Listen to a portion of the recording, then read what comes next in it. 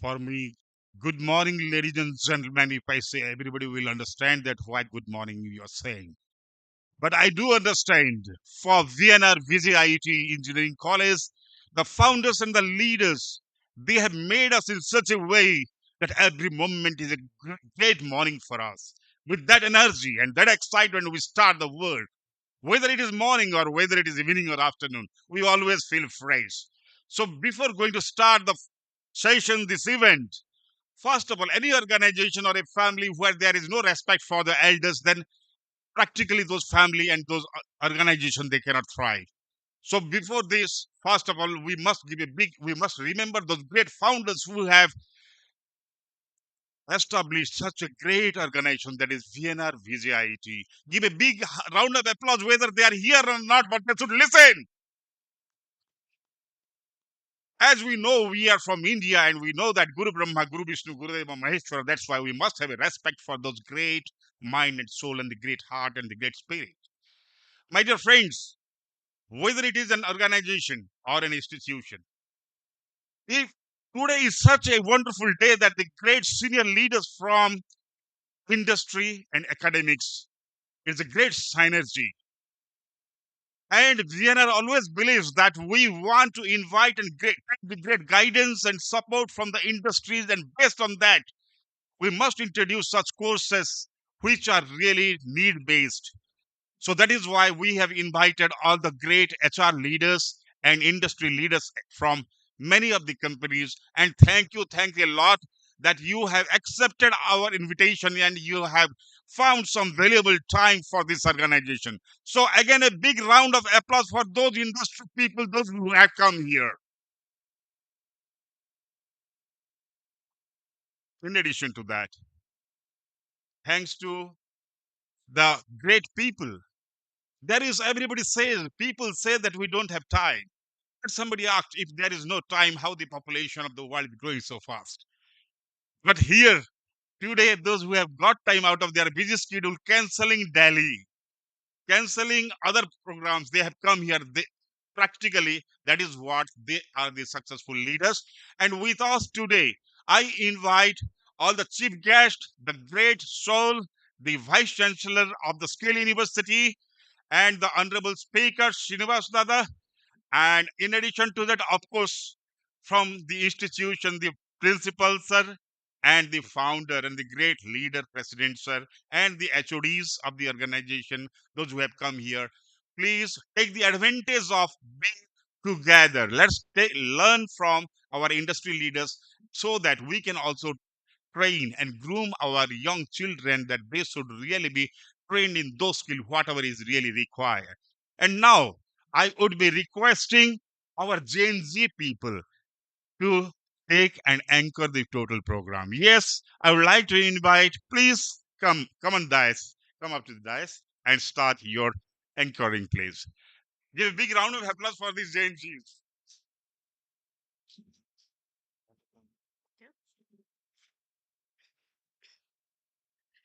A very good evening to all our esteemed dignitaries and respected industry leaders. It's truly a privilege to welcome such a distinguished gathering today. Ladies and gentlemen, Mr. K. Ranjan Panda has set the perfect tone for our industry academia conclave, warmly welcoming us and highlighting the transformative power of collaboration between academia and industry. Good evening, everyone. Today's event brings together professionals who have played a vital role in shaping organizations through people, culture, and leadership, making this gathering especially meaningful for all of us. In today's rapidly evolving workplace, conversations around human resources extend beyond policies and processes. They focus on people, purpose, innovation, and building sustainable organizations. And discussions like these gain even greater relevance when they are held in spaces that actively nurture future professionals and leaders. So that is exactly where institutions like VNR VJIET plays an important role by serving as a bridge between academic learning and real world industry perspectives. For over 3 decades, VNR Vignana Jyoti Institute of Engineering and Technology has stood as a beacon of academic excellence, innovation, and institutional integrity. With a legacy spanning 30 plus years, the institute has consistently nurtured industry ready engineers, fostered cutting edge research, and built strong collaborations with leading organizations across sectors. Its commitment to quality education, outcome based learning, and holistic student development has positioned VNR VJIT as one of the most respected institutions in the region. As we gather the Industry Academia Conclave, we celebrate not just an institution but a legacy of transformation. At Vienna VJIT, the focus is on fostering holistic development by providing an environment that goes beyond academic learning, emphasizing strong academic foundations along with practical skills, critical thinking, and ethical values. With a strong focus on innovation and entrepreneurship, Vienna VJIT empowers its students to become agents of change and future leaders. As we look towards the time, Vienna VJIT remains committed to shaping responsible leaders and creating a positive impact on society. So, to to start the event, I would like to invite Dr. B. Chennakeshav Rao, Principal, VNR VJIT, onto the dais. Start. You tell Bhajas what is- Yes. Let's do this.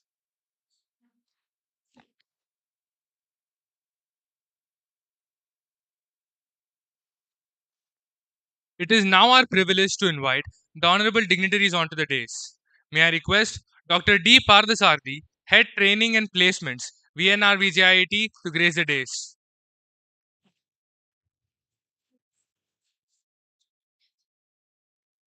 Thank you, sir. Now it's my privilege to invite Sri Daggubati Suresh, sir,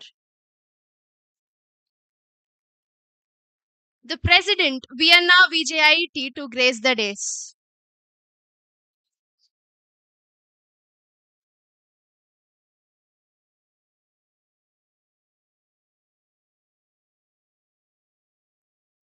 Thank you, sir.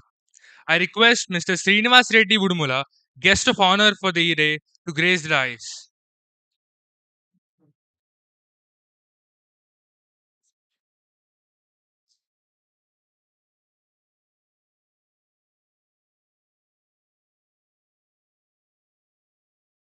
Thank you, sir. It's now our honor to invite Mr. VLVSS Subbarao, our chief guest for the day, to grace the occasion.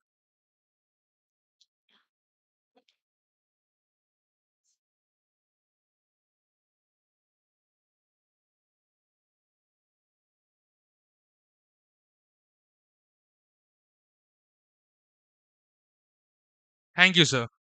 May I now have the pleasure of welcoming all our esteemed dignitaries to light the traditional lamp marking the auspicious inauguration of the program. I request everyone in the audience to please rise and join us in the ceremonial moment.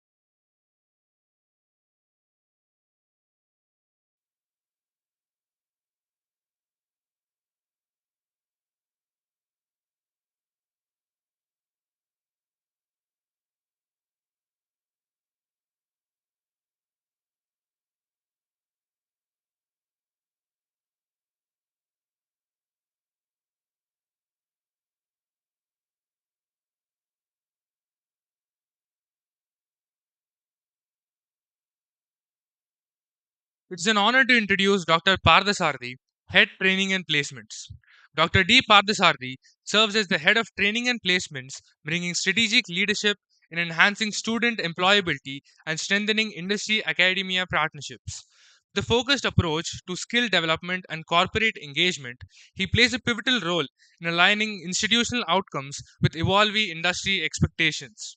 May I request Dr. D. Pardasarthi to address the gathering?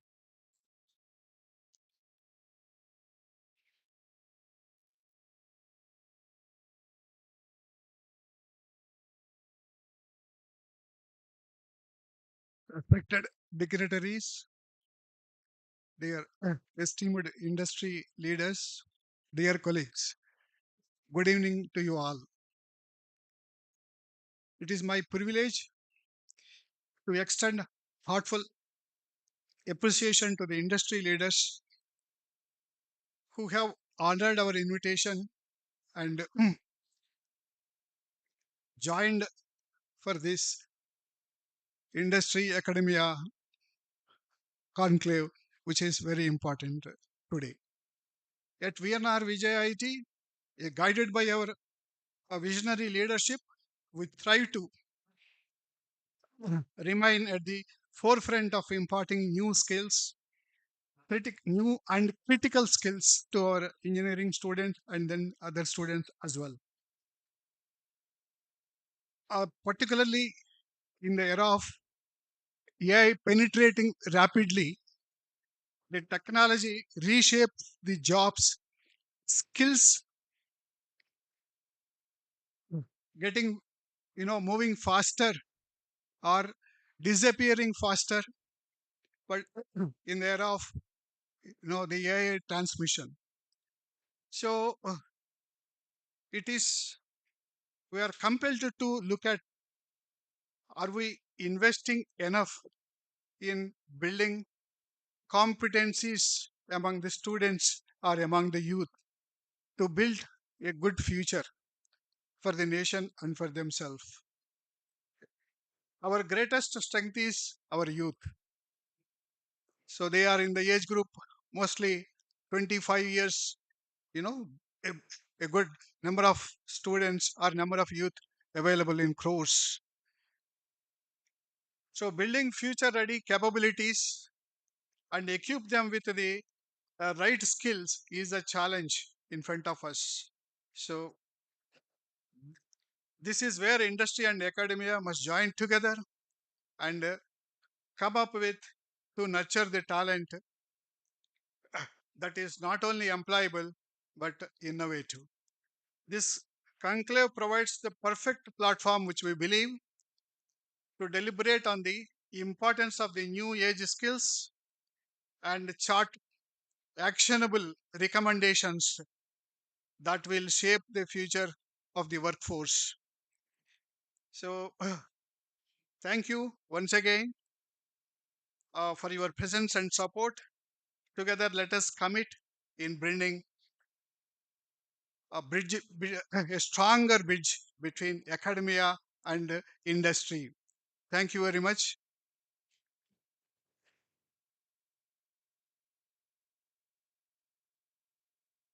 Thank you, sir, for your insightful address and valuable perspectives. I deem it a privilege to introduce Dr. B. Chennakesar Rao, Principal Vienna VJIT, to you all. With nearly 4 decades of experience in engineering education, research, and institutional leadership, Dr. B. Chennakesar Rao has played a key role in academic excellence, research growth, and innovation initiative. Now, I request Sir to address the gathering.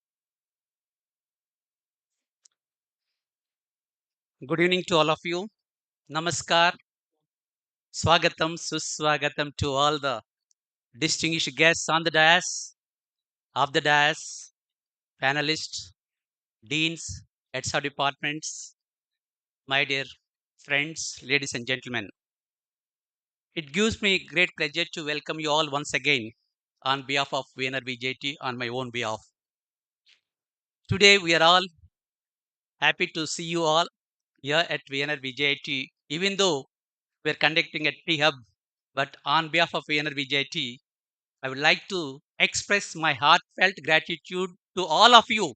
Without your support, it is not possible to reach to these heights. So thank you once again, all of you, for joining this evening at this venue. So I would like to briefly present about our institute. Yeah. The foundation, Vignan Jyoti Society, was conceived in 1990 as a not-for-profit organization by a group of visionaries, entrepreneurs, and educationists. So VNRVJT was established in 1995 with an intake of 220 in 4 disciplines. Today, we are offering 17 UG programs with an intake of 2020 and 16 PG programs with an intake of 216 and PhD program full time also we are offering at VNRVJT. So the philosophy of the society is excellence as a practice. So our vision is to be a world class university providing value based education, conducting interdisciplinary research in cutting edge technology, leading to sustainable socio-economic development of the nation. So our mission is to produce the technically competent and socially responsible engineers, managers, and entrepreneurs who will be future ready. To involve students and faculty in innovative research projects linked with industry, academic, and research institutions in India and abroad. To use modern pedagogy for improving the teaching learning process. So, our main motto is Tamasoma Jyotirgamaya, which means darkness leads us to light. The executive committee, as in today, even though the founder, chief patrons, and members put together 53 people started this society, and we have 7 institutions that are running by this society. One of our institute is VNRB JIT. So the executive committee consisting of Suresh Babu Garu, Raghupati is the president, is a second term president. Thank you, sir. So under his leadership, so we have vice presidents, General Secretary Durga Prasad Garu Kode is the retired IPS officer. Recently, we have recruited one CEO. She is Anuradha Madam. She is also retired IPS officer. So that shows we have a excellent industrial people who have started this institute. And in addition to that, we have eminent experts in the technical education. So like UB Desai Garu is the founder, director of IIT. He is our advisor.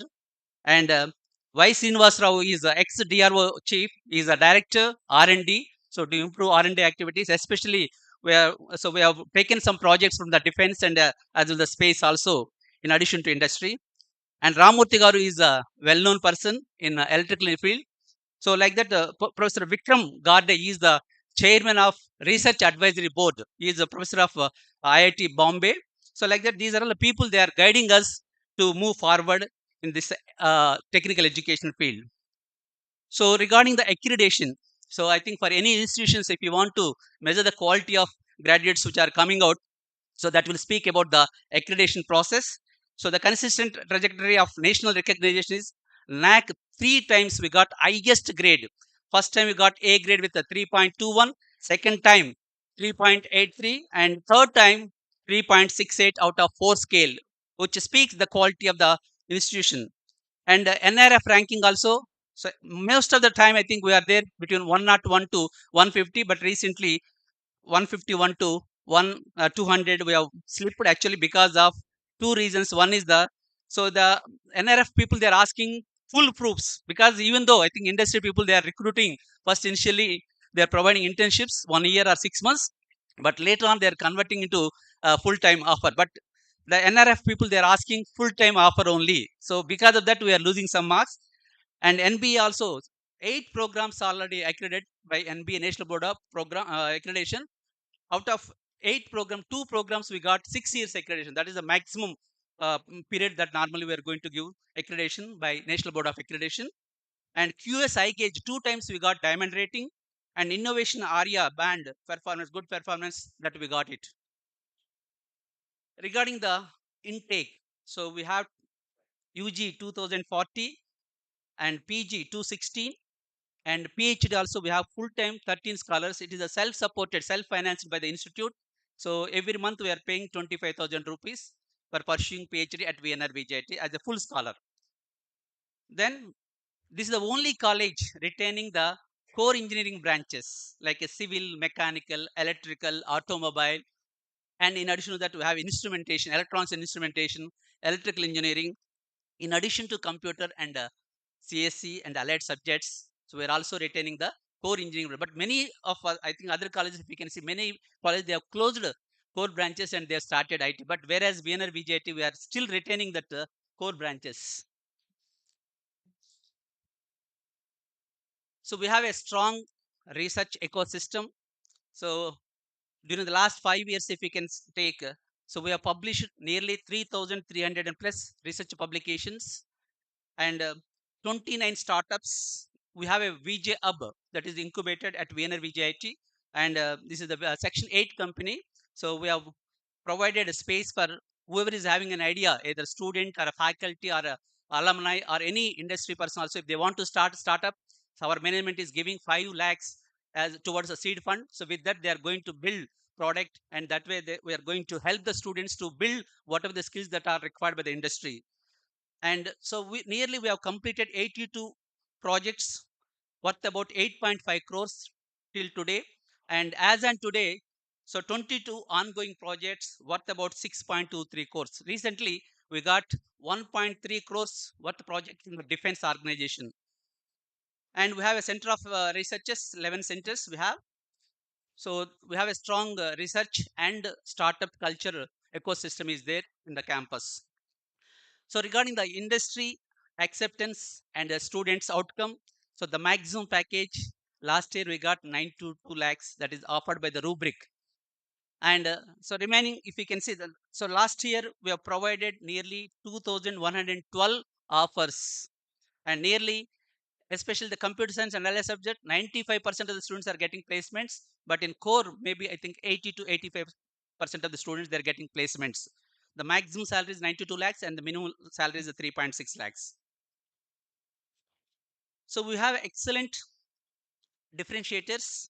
So the VJIT has got some advantage when compared to other institutions. We have a differentiating pedagogies which are implemented at VNR VJIT. We have wit and will. Wit means why I am teaching, what I am teaching, why I am learning, what I am learning. So that is the one concept we have implemented. We will take one industrial scenario that we are going to connect with all the syllabus and we'll teach in the classroom. So that way, I think they're going to apply really whatever the concept that they're going to learn in the classroom. So we have a VJ lab protocol and storyboard. In the lab also, we are allowing the students to do project-based learning also that we have implemented. And career vision approach. In the beginning itself, I think in the first year, we are going to allow the student to choose their path, in which direction they want to move. So that way, I think we are going to guide. We'll invite some industrial experts. With that, I think with their help, actually, we are going to conduct some lectures. Based on that, I think they are going to select whatever the area, whatever the path that they want to choose at the beginning itself. So accordingly, we are going to train the students in that particular direction. So we have a shadow engineering and mirror engineering. Shadow engineering in the second year, they are going to visit industry. They are going to observe how the industry is functioning. And in the third year, we have a mirror engineering. They'll go and do the internships. So that way, they are going to learn whatever the skills that are required by the industry by attending internships also. So beyond the classroom, holistic character building is very, very important. According to NEP 2020, I think everybody is talking about holistic approach and interdisciplinary skills also that are required. So we have a center for presencing and design thinking. So this is the one center I think. So there, no college is offering. In 2018 itself, we have started 2 courses. First year, in the first year itself, we have a design thinking awareness program, and the third year again we'll have a design course. So that way, I think the student they're going to learn all the concepts and they are going to implement in the third year itself. So we have a show and tell. If somebody is having an idea, they have to present in front of all the peers group. So that way, I think we are going to help the students to improve the presentation skills also. Happiness and well-being. I think nowadays, I think everybody's talking about you have to start this type of course to the students so that definitely today, because of peer pressure, because of the parents pressure, I think the students, they are struggling a lot in learning. So that is the reason, that's why we have started this happiness and well-being course at VNRBJT. And institute innovation cell also we have, will allow the students to present their ideas. So whatever the idea that they have in their mind, so that they're going to present in front of the selection committee. The committee recommends, we are giving the financial support as well as space also to implement their idea at VNRBJIT. So, so the main objective of inviting all of you here, you're all helping the institute to grow further actually. But still, today we have 2,000 plus students every year graduating from VNRBJIT, because the core sector is, I think, we are unable to fulfill their ambitions. So that is that's why we are going to divide into 4 groups. One is the core sector, IT enabled sector, and product development. And fourth one is if somebody is want to go for higher studies or a research, then we are allowing them to grow in that particular direction. So the partnership pillar, I think, between the industry academia, because we have a 540 faculty, out of which 282 faculty with a PhD qualification, and another 165 faculty, they're pursuing PhD at various institutions. So that's why there is a lot of research is going on in the campus. Suppose if the students and the industry people together, if we can work with our professors, definitely we can fulfill their requirements also. So in this connection, I think academic collaboration is very, very important. So we have introduced a professor of practice.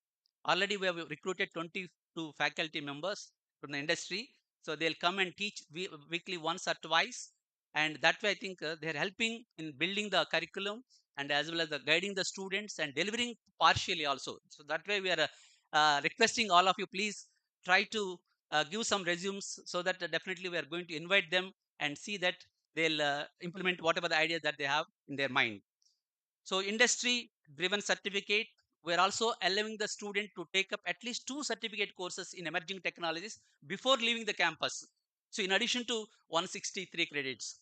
So that is the reason, that's why I request all of you, please try to help in this particular direction. If somebody is having any idea, or somebody is having some specific skill set, so they can come and teach to our students. For that, we are going to give the remuneration also. So guest lectures and delivery, and anyway we are inviting, so there you're all helping us in delivering the content or latest developments in the technology. And faculty development program also, we are conducting faculty development program to upgrade their skill set, and that way I think we need your help. And partnership pillar 2, research and consultancy, in that we required some industry problems. Suppose if you are facing some problems, if we can share those problems to institute, so that definitely we are going to discuss among our faculty and students, and we'll provide the affordable solutions. So that way I think we'll have some association between the industry and academia. And productization, we have some already some startups are there. If you can help us in building the product and transferring the technology to the industry, so that way I think we need your help. And we call it as all the new technologies, mezzanine technologies. So we are going to have establish joint laboratories on campus, AI, that is a HPC lab, or AI lab, or a data science lab, or IoT, or a cyber security. All these labs we want to develop, because all of our faculty, they are going to enroll in NPTEL courses, and that way they are going to upgrade their skills in all these mezzanine technologies. So joint research, I think we are welcoming joint research. If you have any research problem is there, definitely you can pass on to us, so that we'll provide some scholars, and those scholars definitely they'll work throughout the year and they'll provide the solutions. Third one is the startups and innovation. So that is also very, very important. So mentoring, beta labs, and CSR support is required to improve the startup culture. Because today, I think Narendra Modi ji, what he says, we have to encourage our students to start their own startups when they're there in the campus. So that way we are encouraging the students. So finally, we are looking for collaboration. So short term, medium term, and long term.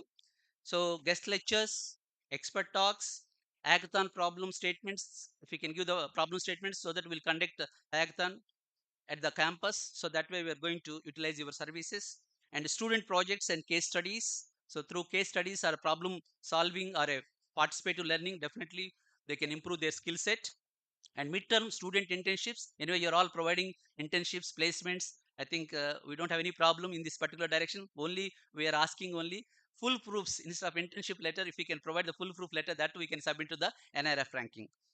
So technology awareness workshops and faculty immersion program. Recently, we have sponsored 5 faculty with full pay to various industries because AICT they have introduced this fellowship program, industry fellowship program. So that is the reason. That's why I think we request if anybody, if we can inform to the AICT so that AICT will display that list and accordingly we can spare some faculty throughout the year. They can work in the industry and they can learn the practices, good practice that they can transfer to the students. And long-term curriculum co-design. So definitely we are inviting industry experts on our board of studies. Already they are there, but still we are expecting some more people. So that definitely they are going to help us in building the real-time curriculum that is required by the industry. So because everybody says that there is a gap between the industry and academia, so that we want to avoid. So that is the reason, that's why we are taking input from you and that we are incorporating every year. Joint research and consultancy, establishing industry sponsored labs, professor of practice already we have introduced at VNRVJT. We are looking another 30 more people. So we request all of you please try to, if somebody is really interested to deliver partially or to guide the students, you are welcome to VNRVJIT. Long term, we are going to enter MOE with industry, and that way I think these are all the areas where we are looking for help from industry. Thank you once again, all of you, for sparing your valuable time. I wish you all good luck. Thank you.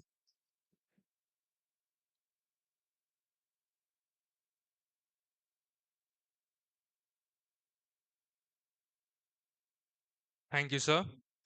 I take the privilege of introducing Shri Dagupati Suresh Babu, President Vignana Jyoti. Shri Dagupati Suresh Babu is a distinguished industrialist, acclaimed Telugu film producer, and the president of the Vignana Jyoti Society, where he provides visionary leadership for institutions like VNR VJIT and VJIM. As the chairman of the governing council of VNR VJIT, he plays a pivotal role in shaping the institute's strategic direction, focusing on academic excellence and fostering an ecosystem of innovation and entrepreneurship. May I invite Shri Dagupati Suresh Babu, President Vignana Jyoti, to address the gathering.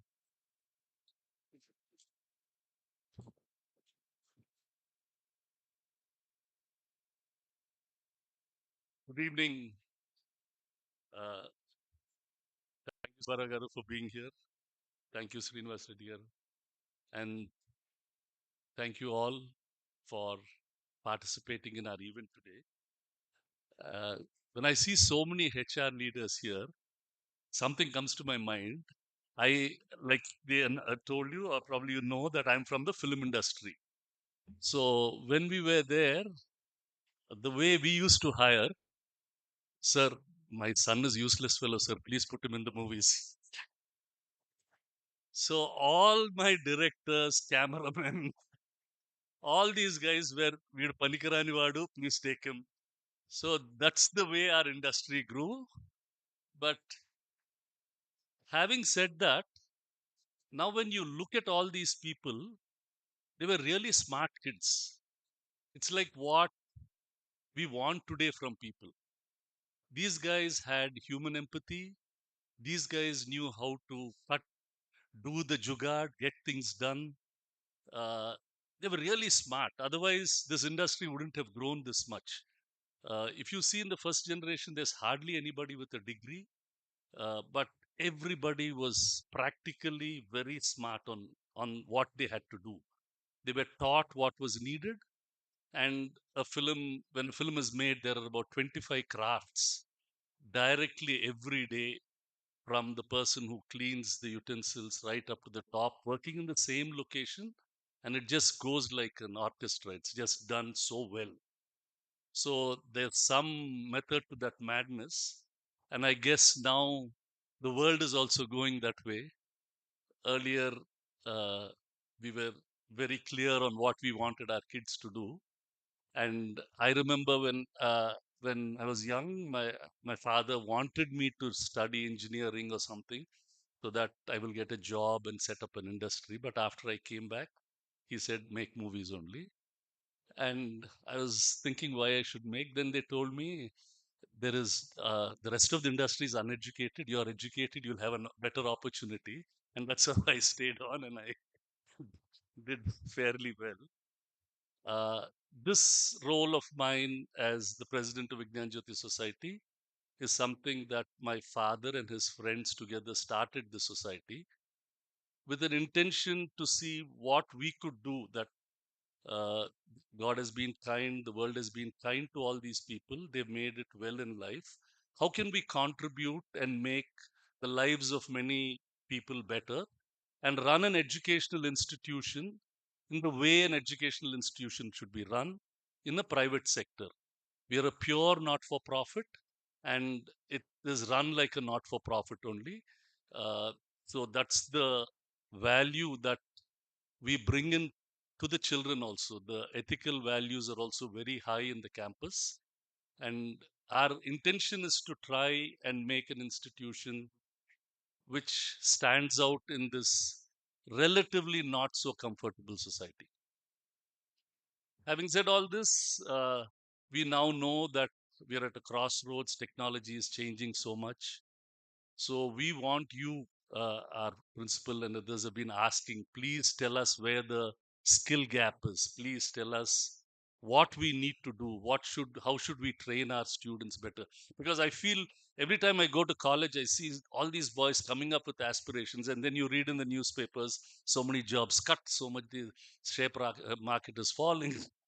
So somewhere it's our responsibility to see that we are able to guide these children in the right path, tell them so that they have a better future.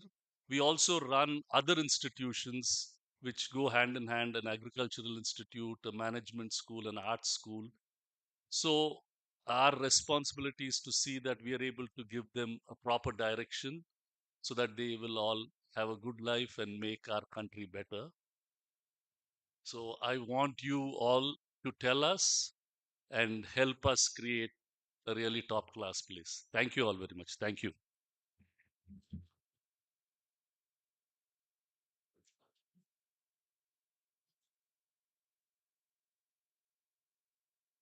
Thank you, sir, for your inspiring words. I take the honor of introducing our guest of honor, Mr. Srinivas Reddy Budmula. He's a seasoned HR leader with deep engagement in the NHRD network, having served as a national board member and past president of the Hyderabad chapter, an XLRI alumnus, and the current president of the XLRI Hyderabad Alumni Chapter. He has held leadership roles with organizations such as Godrej and Boyce, Dell, and Tech Mahindra. I invite Sri Srinivas Reddy Budmula to address the gathering. Thank you all, and thank you, BNR Vigyan Jyoti, for giving me this opportunity to be here. Thank you, the distinguished guests here, Subbarao Garu and Suresh Babu Garu and Channakeshav Garu and Partharthi Garu, and my colleagues from the industry and HR fraternity and lots of people. It'll be a great evening for most of the folks in the room. Great to see the whole room is full. And yeah, you have the best, in terms of knowledge, expertise, and these HR leaders have seen it in the last 35 years how things have transformed and what the industry can expect. I'm wishing everybody a great evening. uh, Personally, VNR Vigyan Jyoti, I know it. I know the institute from little closer quarters. I know Dhananjay Naidu Garu for many years. So I know when he was there in Vasavi and then he moved to VNR. So since then, I'm aware. Second is my nephew studied there. And like Suresh Babu Garu said, my brother-in-law had to make a choice between which institute he should go and study, and he wanted an institute which also imbibes values and discipline, and he has chosen VNR. So, and they're very happy parents, and so I really give a lot of credibility, credit to the team, and especially the association and the management, which really orchestrated or designed that kind of an institute and environment. Right, kudos to all. And um, today the topic is, I think the next two sessions are going to be around AI. That being said, Hyderabad is the GCC capital of the world. There are plenty of opportunities which are there. It's just that the the industry, the academic institutions need to just get ready to be able to give talent which the industry wants, right? Can the institutes provide industry ready talent, right? being talked about for many, many years. But I think now it's a lot closer to the finish line than ever, thanks to technology, thanks to a lot more acceptance, thanks to industry reaching out and understand that unless they shake the hand with the academic institutions, it's not the problem is not going to be solved. So I think institutes like VNR should seize the moment and reach out to more corporates and do a lot more collaborative stuff. That being said, yeah, I mean, say, especially in computer science, technology, IT, AI, it's a lot easier to collaborate compared to other core engineering functions, which require a lot more immersive learning.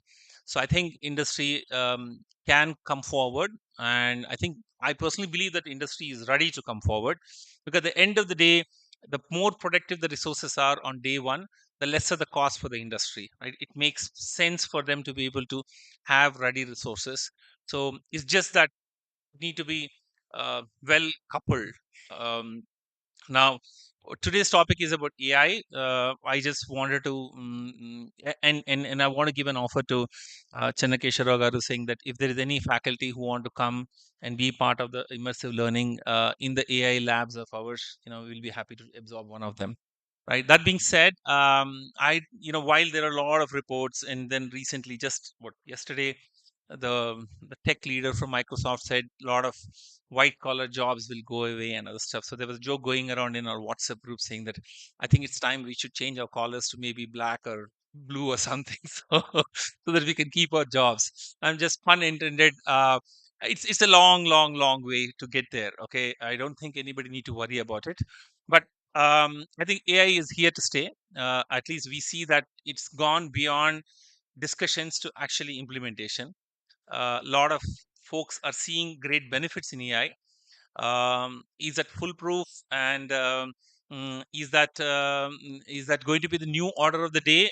Sometime away, but I think everybody who wants to look at the future careers, I think AI has to be integral part of their scheme of capabilities. I think that's a good thing to do. uh, Cannot ignore. So my only wish to the institute is, yeah, adopt it early. And a lot of there's huge dearth of talent in that space. AI, ML, Gen AI, a lot of demand is there. I think it's a good idea to have some kind of an immersive learning or great labs, access to some LLMs, helping kids to be able to train the LLMs and then able to produce something which is very interesting. I think that will be something which institute can look at. It calls for investment, but I think it is worth the investment, and it'll also help you build a good brand. So I only wish a great evening to all of you who are in the room, and great learning to all of you, and great interaction, and all the best to the VNR, and of course kudos to the whole management team of VNR. Thank you.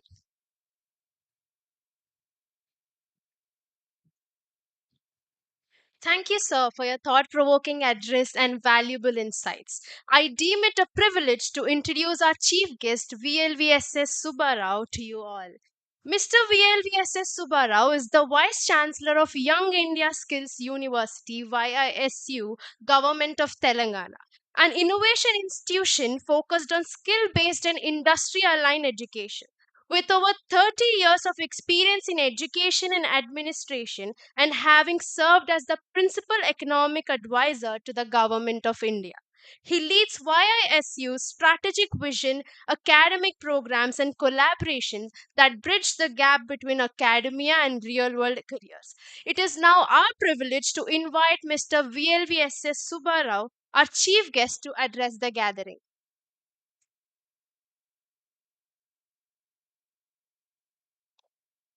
Thank you so much, Sri Suresh Babu Garu. Thank you for having me here, distinguished members on the dais, of the dais, the galaxy of HR luminaries assembled here. There's a belief or saying in our Hindu mythology that when a set of people meet for the first time in a particular place, you can be sure that they would have met at the same place 2000 years ago. That's a belief. So it's indeed a great pleasure seeing you again after all these years. And the theme of the day is artificial intelligence, as I can understand. And I always wanted to be a teacher, but nobody gave me the job of a teacher, so I somehow meandered into government service. And then after superannuation, I come right back into what I once wanted to be. So it's all karma and some kind of a message being answered.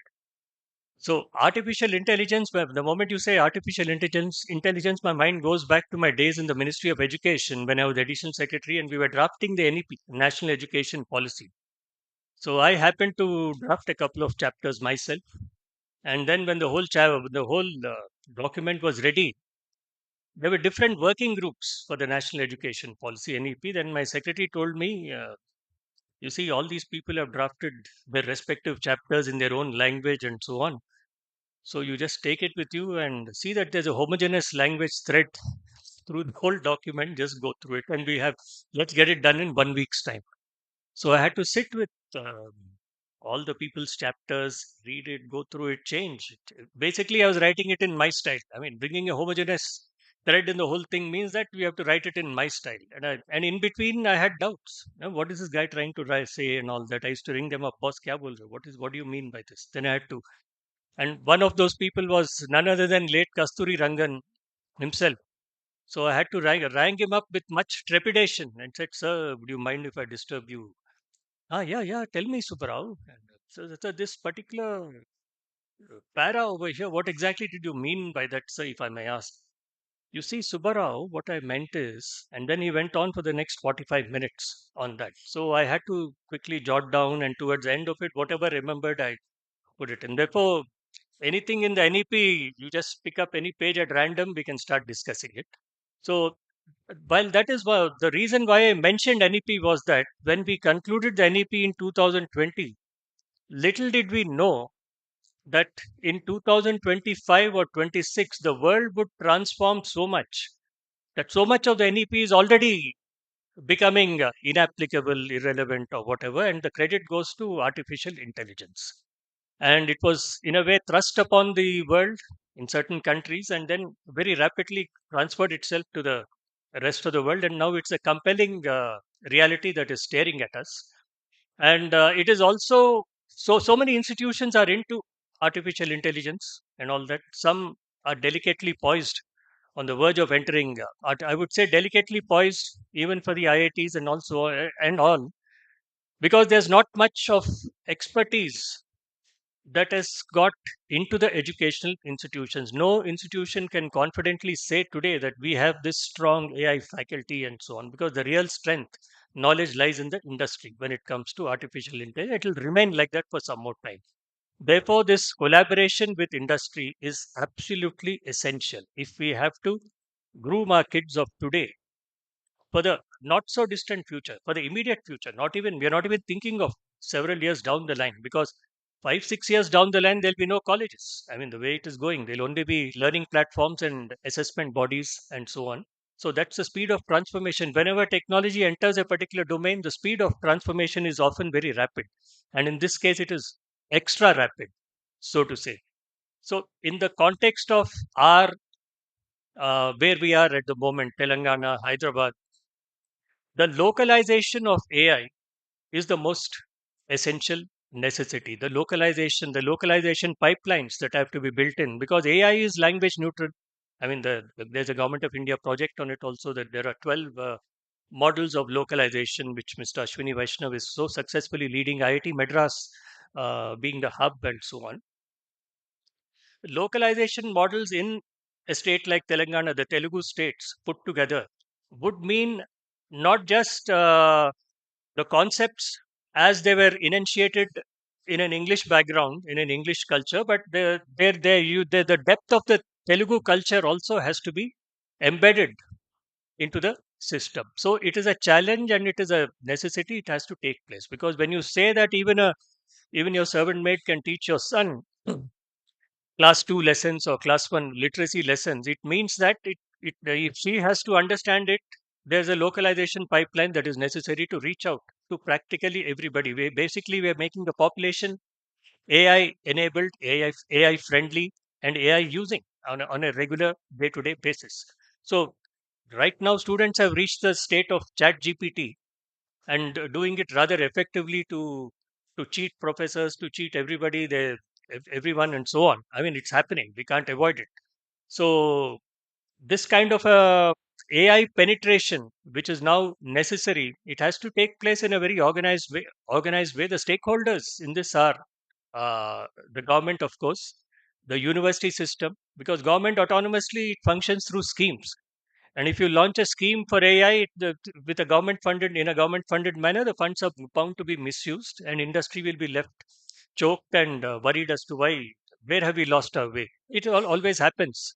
So if it's routed through the university system with industry made a direct stakeholder with an outcome orientation as to in terms of the outreach, that is the need of the hour at the moment. Like about nearly 3 months ago, when I was talking to Mr. Ashwini Vaishnav in a particular function, I mentioned to him, sir, you have to start funding universities. If the rapid AI has to be spread of AI has to be generated. He says, yeah, kuch scheme ban raha hai, we will be funding. So when the chief minister formed the Young India Skills University and I was requested to be the VC, one thing which I had in mind was when our campus is ready, because you don't get money from government of India unless your campus is ready. So it should take another few more months going by the deadlines given. An AI school or something, it can be named according to, because AI is again domain specific AIs. You have healthcare AI and so on. By itself, AI means nothing if it is not pushed through some domain or the other. So when you hear the word artificial intelligence, it is generally very awe-inspiring, and it could be intimidating also because you're sometimes lost.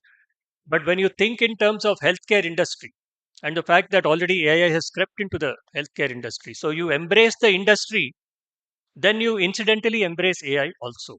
So then you suddenly realize it's no rocket science. You are understanding the industry, and therefore the technology that has crept into the industry will come to you also. So if you're already in a particular industry and AI has got into it, all you need to do is skill yourself as per the latest thing. So there are different modules that are required, starting from school kids, servant maids, right up to uh, manpower within industry, and then of course the government officials and so on. Because in every layer of society, there's AI penetration. It's a very scary prospect. It's a very scary prospect because you're not likely to find normalcy in the proceedings. So this kind of a technological disruption, so to say, is now has to be accepted. And from a creative perspective, let us say there's one session I think on creativity and AI. Now, does AI make us numb and dumb? That's the feeling you get because for everything you rely on some machine to generate 4 or 5 options because you get hundreds of options in AI. I don't think so because there are people who have to use AI as a tool to express themselves better and to magnify their scope of imagination. Because when I was small, sir, talking about movies, when I was small, when my parents were small, the movies used to be seen in the open air. There used to be a screen on either side of the screen. People used to sit every 45 minutes. The reel used to be changed, another reel used to be put. When that became popular, some capital flew in. So the technology also followed capital, and full scale black and white movies came to be shown in theaters. When that became a hit, more technology and more capital followed. And then you had color movies, and then cinemascope movies, 70 and so on. As technology and capital kept expanding, there came a stage where great minds started coming into the film industry. When great minds started coming into the film industry, technology and capital became mere instruments to carry the filmmaker's vision to the cinematic extreme. That's when you had Avatar, James Cameron, Rajamouli himself. So valuations simply skyrocketed after that because there was no limit to anything. You could think of anything, and there's a technology ready to for you to use. And so the creativity has only been enhanced due to the availability of AI. And we don't make films anymore; we only make images. So therefore, think of the kind of range that you have in your hand. You can just about create anything. So creativity is only going to be bolstered and pushed further with the use of AI and with the coming of so many techniques like metaverse and whatnot.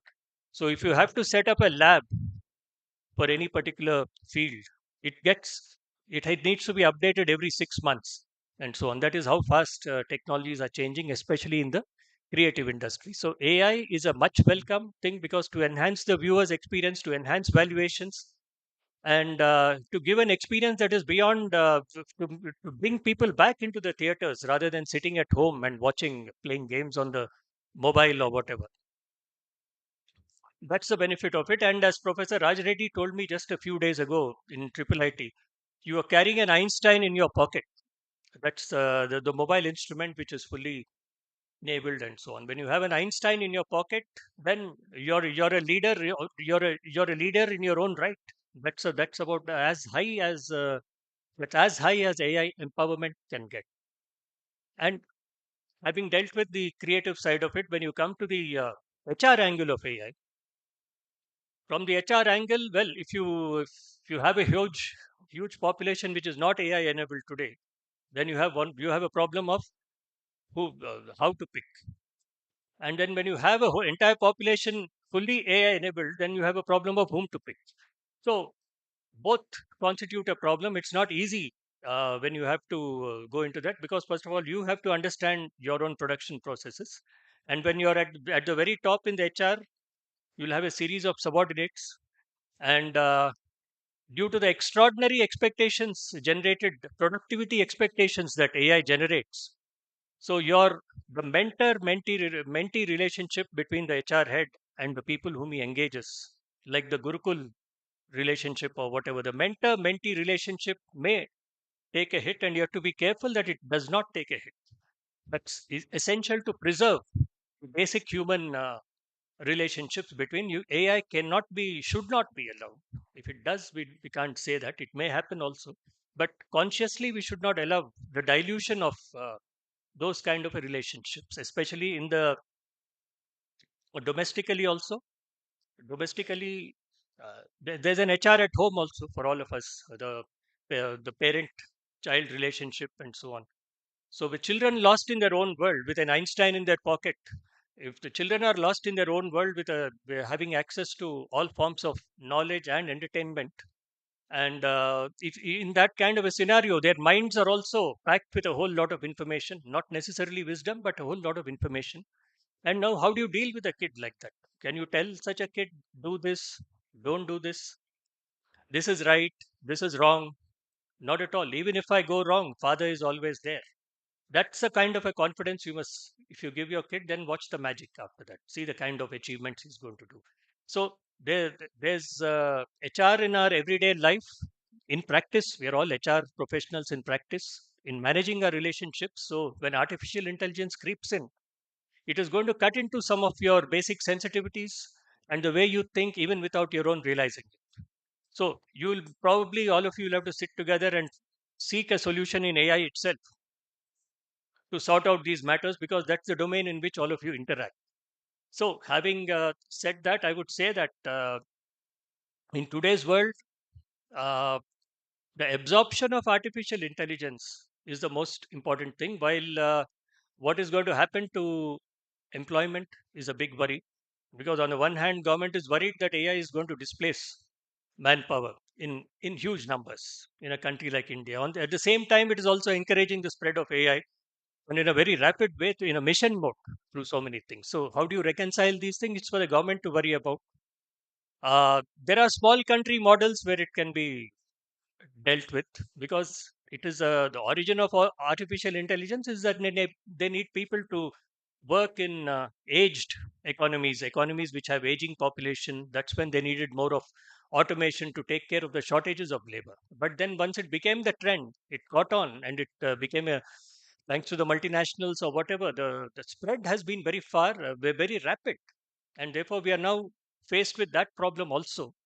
It The solution for that has to be found in a, it's a very sensitive issue. That's a separate story altogether. But right now we can focus on the intelligent use of AI in the education system. Education system, yes, there is a dire need for education system to use AI because deep down in the as you go interiors to the villages, towns, schools, colleges, government colleges, we still don't have good teachers. We still don't have good principals over there. We don't have academic leaders, so to say, as you go deeper and deeper into that. So that's where the AI tools come in very handy. And schemes can be, even without waiting for schemes to be devised, universities can collaborate with industry in this regard. So we at the Young India Skills University, very nascent, incipient stage. We are at a very incipient stage, and we are setting up labs in our Kandukur Mandal, the campus which is coming up in Future City, over 58 acres. There's about 80,000 square feet of lab space that is ready for our model of collaboration. Is that we give the entire infrastructure, and we also engage trainers on the request of industry, on the suggestions of industry. So industry can come forward, set up their labs, and we'll mobilize the students. We can undertake co-branded certification or joint certification of all kinds of short-term courses.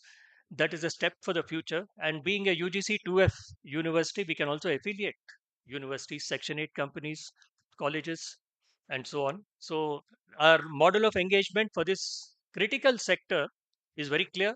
It's going to be available within a couple of months from now. And I would welcome the leaders of today who are active in this field, and also the HR executives who will be carrying the news back to their respective companies. For the moment, let us celebrate this wonderful institution, Vignan Jyoti, and the remarkable achievements it has made over the couple of decades since its inception. Hearty congratulations, and I wish you much success, growth, and diversified growth ahead. Thank you very much.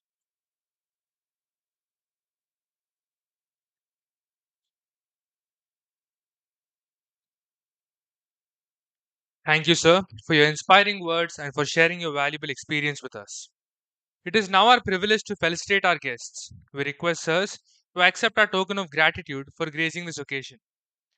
Now I request Sri D. Suresh Babu, President Vignana Jyoti, and Dr. B. Chennakesava Rao, Principal VNR VJIT, to felicitate our chief guest, Mr. VLVSS Subbarao.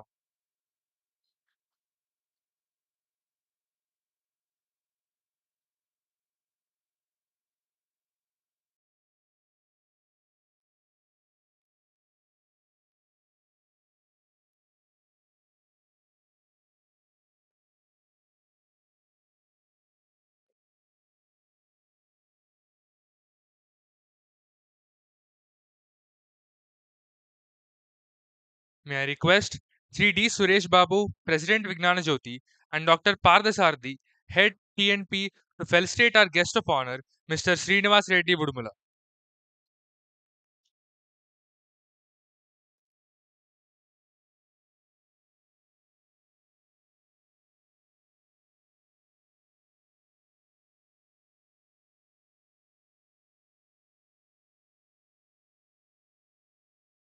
We heard some truly insightful thoughts from our speakers, and I think we all can agree they have given us plenty to reflect on.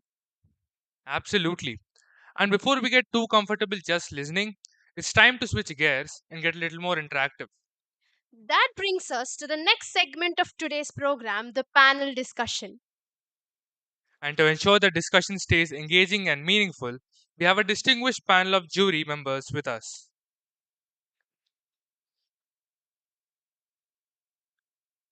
The topic for this session is AI enhancing human creativity? May we now request our esteemed jury members to kindly join us on the stage. Please join me in inviting Dr. Ravi Dasari. Dr. Ravi Dasari is the Vice President, HR and OD at RVR Projects, where he leads human resources strategy, organizational development, and people centric initiatives. It's our pride to reveal and congratulate Dr. Ravi Dasari on being elected as a board member in the National HRD Network. Let's give a huge round of applause for Mr. Ravi Dasari. Dr. Poonam Jindal. Dr. Poonam Jindal is the head of learning at Lloyd's Technology Center, where she leads strategic initiatives in organizational development, culture, and workforce learning. A recognized voice in HR and future work skills, she brings deep experience from global tech organizations and a focus on empowering talent for the future.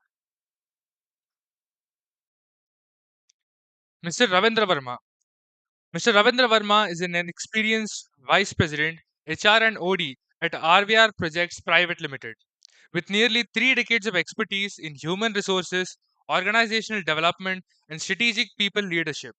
He is also known as an HR and OD strategist, management consultant, TEDx speaker, writer, and Rotarian, and actively contributes thought leadership on talent, leadership, and workplace dynamics.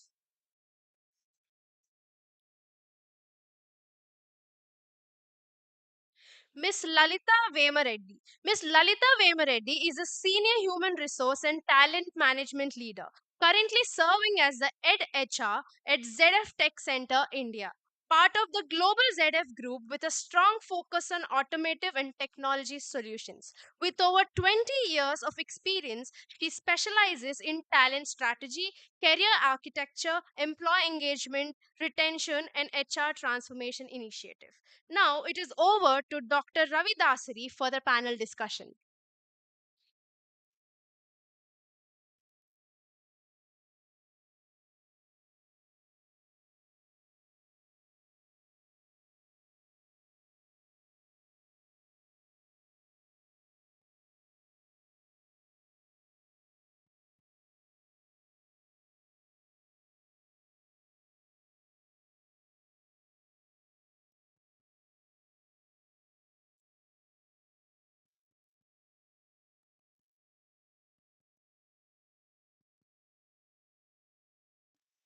Since I'm standing here, I thought Hello. let me use it for 2 minutes, then I'll go back there.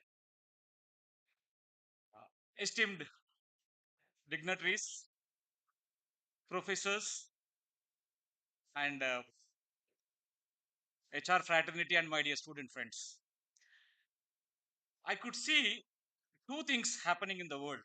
There is a lot of obsession for technology upgradation, particularly AI adoption. Second one is mindless obsession for cost cutting in corporate industry, corporate India. Everywhere I heard a very large multinational company posted very impressive financial results. Next day, a very interesting news is 20,000 jobs are cut from that company.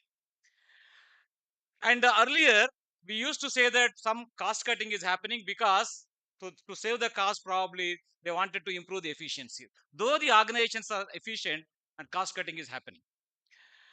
And interestingly, everybody is speaking about generative AI, how it is going to impact us. Somebody says, probably I may lose my job. One of my HR friend was telling earlier there were people who were propagating policies in the organization today, which is not happening. And before getting into the panel discussion, I wanted to throw some insights about a very interesting research conducted by Stanford and Harvard professors.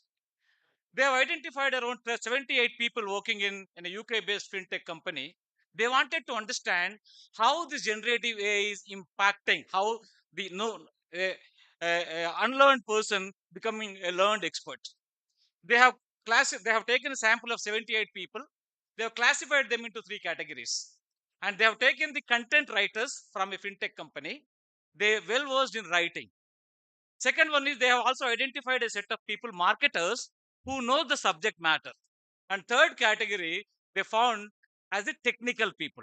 Technical people. The first category people, they said experts. Second category are adjacent outsiders. And third category, they named as outsiders. And first category people were given a job of writing. On a scale of 5, they fared at 4.2. They are the experts. Second category people were given the same job. They failed to even meet the standard of 3 on a scale of 5 without using AI. Then they have made an experiment. They have asked people to use generative AI to improve the writing skills and to, to produce similar articles on the website. Interestingly, the second category of people, the adjacent outsiders, their quality has improved to the extent of 4.2 on a rating of 4.225, and the experts ratings stood there only. They have not moved from that place, though they are using generative AI. The third category, technicians, interestingly, They stayed at 3.2. See, the interesting outcome of that research, it says even generate don't do not expect generative AI as the panacea for all the problems. There are lot of limitations for generative AI. This is one of the important conclusions. And they named it as AI wall. There is an AI wall, which is the limitation, and this AI wall, please need to understand. But if for every problem, don't expect that AI is going to resolve you. AI has limitations, and that is where they have concluded stating that expertise is required in every field, experts are required.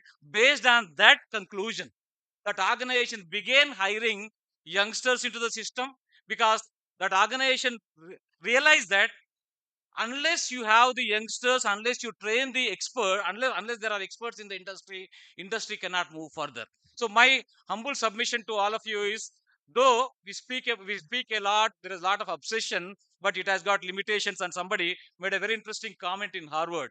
He said the trailer is very, very interesting. We could see some beautiful pictures, beautiful things, lot of maybe the productivity improvements, and all that happen, all of them are happening. But the real movie may not be as expected, because everybody is looking at it, and maybe the real movie may not be as attractive as people are thinking. So uh, before then we have I'm very glad to present a wonderful panel, three panel of experts. We have Mr. Ravindra Verma is head HR of RVR projects. We have Poonam is academician turned into L&D head. She heads L&D of Lloyd's Technology Center. We have Lalita takes care of the CHRO, works for ZF. The first, yeah, I think, yeah, yeah,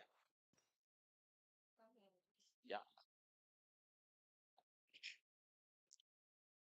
The first question to all the group members. We are speaking a lot about generative AI, and how the generative AI is improving the pro- uh, improving the creativity in the organization. Is it really contributing the creativity? Are you finding any improvements in the productivity, output, or even the new way of doing the work? So I wish to start with yeah, Lalita. Yeah. Very good evening, one and all. Myself, Lalita. I head HR function for ZF Tech Center. And what is ZF? ZF is a tier one supplier for automotive solutions. And what we do in ZF is we develop advanced software, electrical, and autonomous vehicles, which is making the future of mobility much more safer, reliable, and intelligent. Mark the word intelligent so that in my conversations I'll brief about what kind of an AI interventions we have put in place and how it has really helped crafting our innovation in the center. To answer your question, Ravi, yeah, to me, creativity is not all about generating a new idea, which is not something that is coming from yesterday, which we have not done anything so far, but it is also enabling our engineering possibilities by improving its speed, its quality, and also safety. Because I'll answer this question because I come from an automotive industry, so it's easy to better to understand and relate it. If we look at our own space, we have tried AI in multiple ADAS applications. In fact, this has helped our engineers to design multiple options and numerous ADAS scenarios. I can give short example where we've created a simulation environment and where we could test thousands of edge cut scenarios, like low light, heavy rain scenario, maybe pedestrian identifications, and unpredictable traffic behaviors, which we all experience. Because of AI, we were able to test all those scenarios, which in real time is extremely impossible to test in a manual way. So, my submission, yeah, AI will accelerate your creativity. It will, in fact, accelerate your imagination, but not at one cost, which is accountability and validation, which will still lie with humans. So that's the core of our industry, keeping safety in mind. So that has really amplified our creativity in the workplace. Good, good to hear about the automobile industry. And Poonam works for the technology service company and particularly the bank. I think they are doing a lot of initiatives. So, how the AI is contributing to the efficiency of an organization, maybe in terms of creativity of an organization? Thank you, Ravi. And first of all, thank you for having me here. And before I start on the topic, I just want to mention that in a way, in a different capacity, I am alumni of VNR, VJIT, and VJIM because I was a professor with VJIM for almost 9 years. So it's very nice, a nice feeling to come back and talking here on this Welcome back home. platform. Yeah. Coming to the topic, um, how AI is building creativity or what kind of examples organizations can quote. I being in learning capacity, I can share a very good example rather than explaining it. I think everybody has explained about it and a very good point that you love it or you hate it. What Srini was saying at that point, but you cannot ignore it, right? So that's the fact. But how we are using it in learning capacity, I'll give you one example. I work for a bank.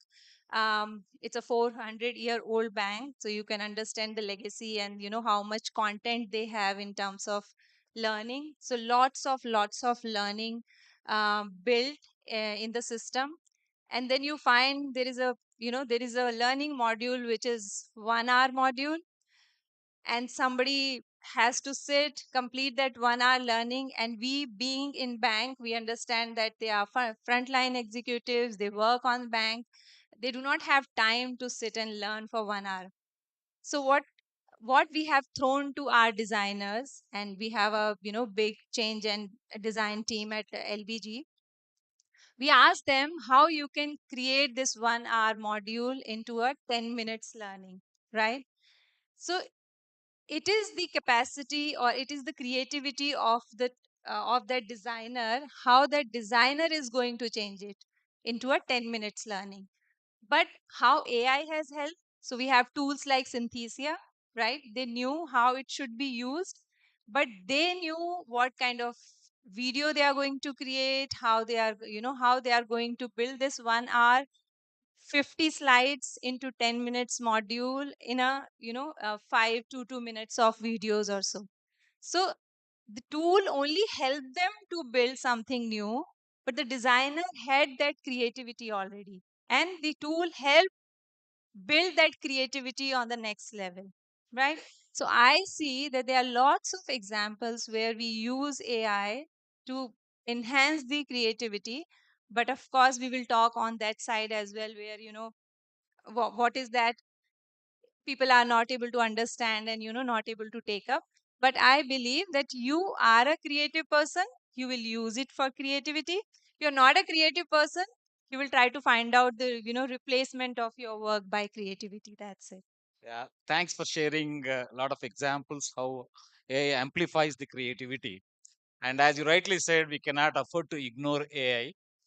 I was trying to understand the size of this new AI companies. Maybe Anthropic, somebody said Anthropic's market value today is much higher than the total value of Indian IT service industry. I heard it is around $375 billion. That is the size. And even I heard something about investments made by Google, the capex made by Google. Somebody said capex of Google is higher than Indian budget, which is around $180 billion. So we cannot afford to ignore, and people are pouring a lot of investments, and everybody is using, and we have no absolutely no choice except to move ahead and probably use it for the betterment of the society. Having said this, I Ravindra works for infrastructure as well as the pharma industry. I wish to understand, Ravindra, what kind of case studies that you have in improving the productivity of an organization, particularly using AI tools or AI technologies, with your experience in both pharma as well as the infra industry. Good. Thank you, Ravi Dasari and the team of VNR VJIT for inviting me for this session. I was asked a question that I'm representing a company which is into pharmaceutical and which is into construction and infrastructure. We have also solar industry here. We have several cases like last year we got several projects for my company called RVR projects. All are not similar, all are varied, different projects. Like one is canal project, another is dams project, another is highway project, another is a reservoir project, another is tunnel project, another is electricity project, kind of lot of roads, highways projects. We got it like all the projects cost, like value is, each project is valued of 6,000 crores. Like in Amaravati we are constructing a 6,800 crores of project. And then in Madhya Pradesh on Narmada River, we are constructing two barrages with, uh, you know, supplying water for nearly about 1 lakh hectares. And then Pune Outer Ring Road, we are constructing. Similarly, we have a lot of projects. Suddenly, we got a requirement of nearly about 3,500 people to be recruited in our organization. What to do with the small team, without any tool we have at that point of time? We have to recruit 3,000 people at a go. And if we are not uh, meeting the timelines, milestones, penalty will be imposed on the company. That's kind of thing. Okay, then our entire team has geared up. We have got a AI tool help from one of our American counterpart, and then use that tool to leverage this requirement. And then we identified that we have only nearly about 22 interviewers in our organization, whereas we have to screen nearly 12,000 resumes for this 3,000 positions at one go and complete, and then put people at a right time, at a right place, with the right skill. This was the big challenge that we were shocked at that point of time. But AI helped us understanding that how many interviewers we require. We have to depend on the external interviewers. Our team of people have spent, rather invested their time in identifying the interviewers, and then we have given targets to all the external experts, and then allocation of the people. Like we have a quality control, we have a quantity survey, we have planning and plant and machinery planning, uh, kind of execution roles and all kind of thing. So to recruit this, we have to have our own recruiters. Our recruiters, we have hired all the recruiters from across industry, and then allocated and timely placement. We could really put people onto the time because of this AI.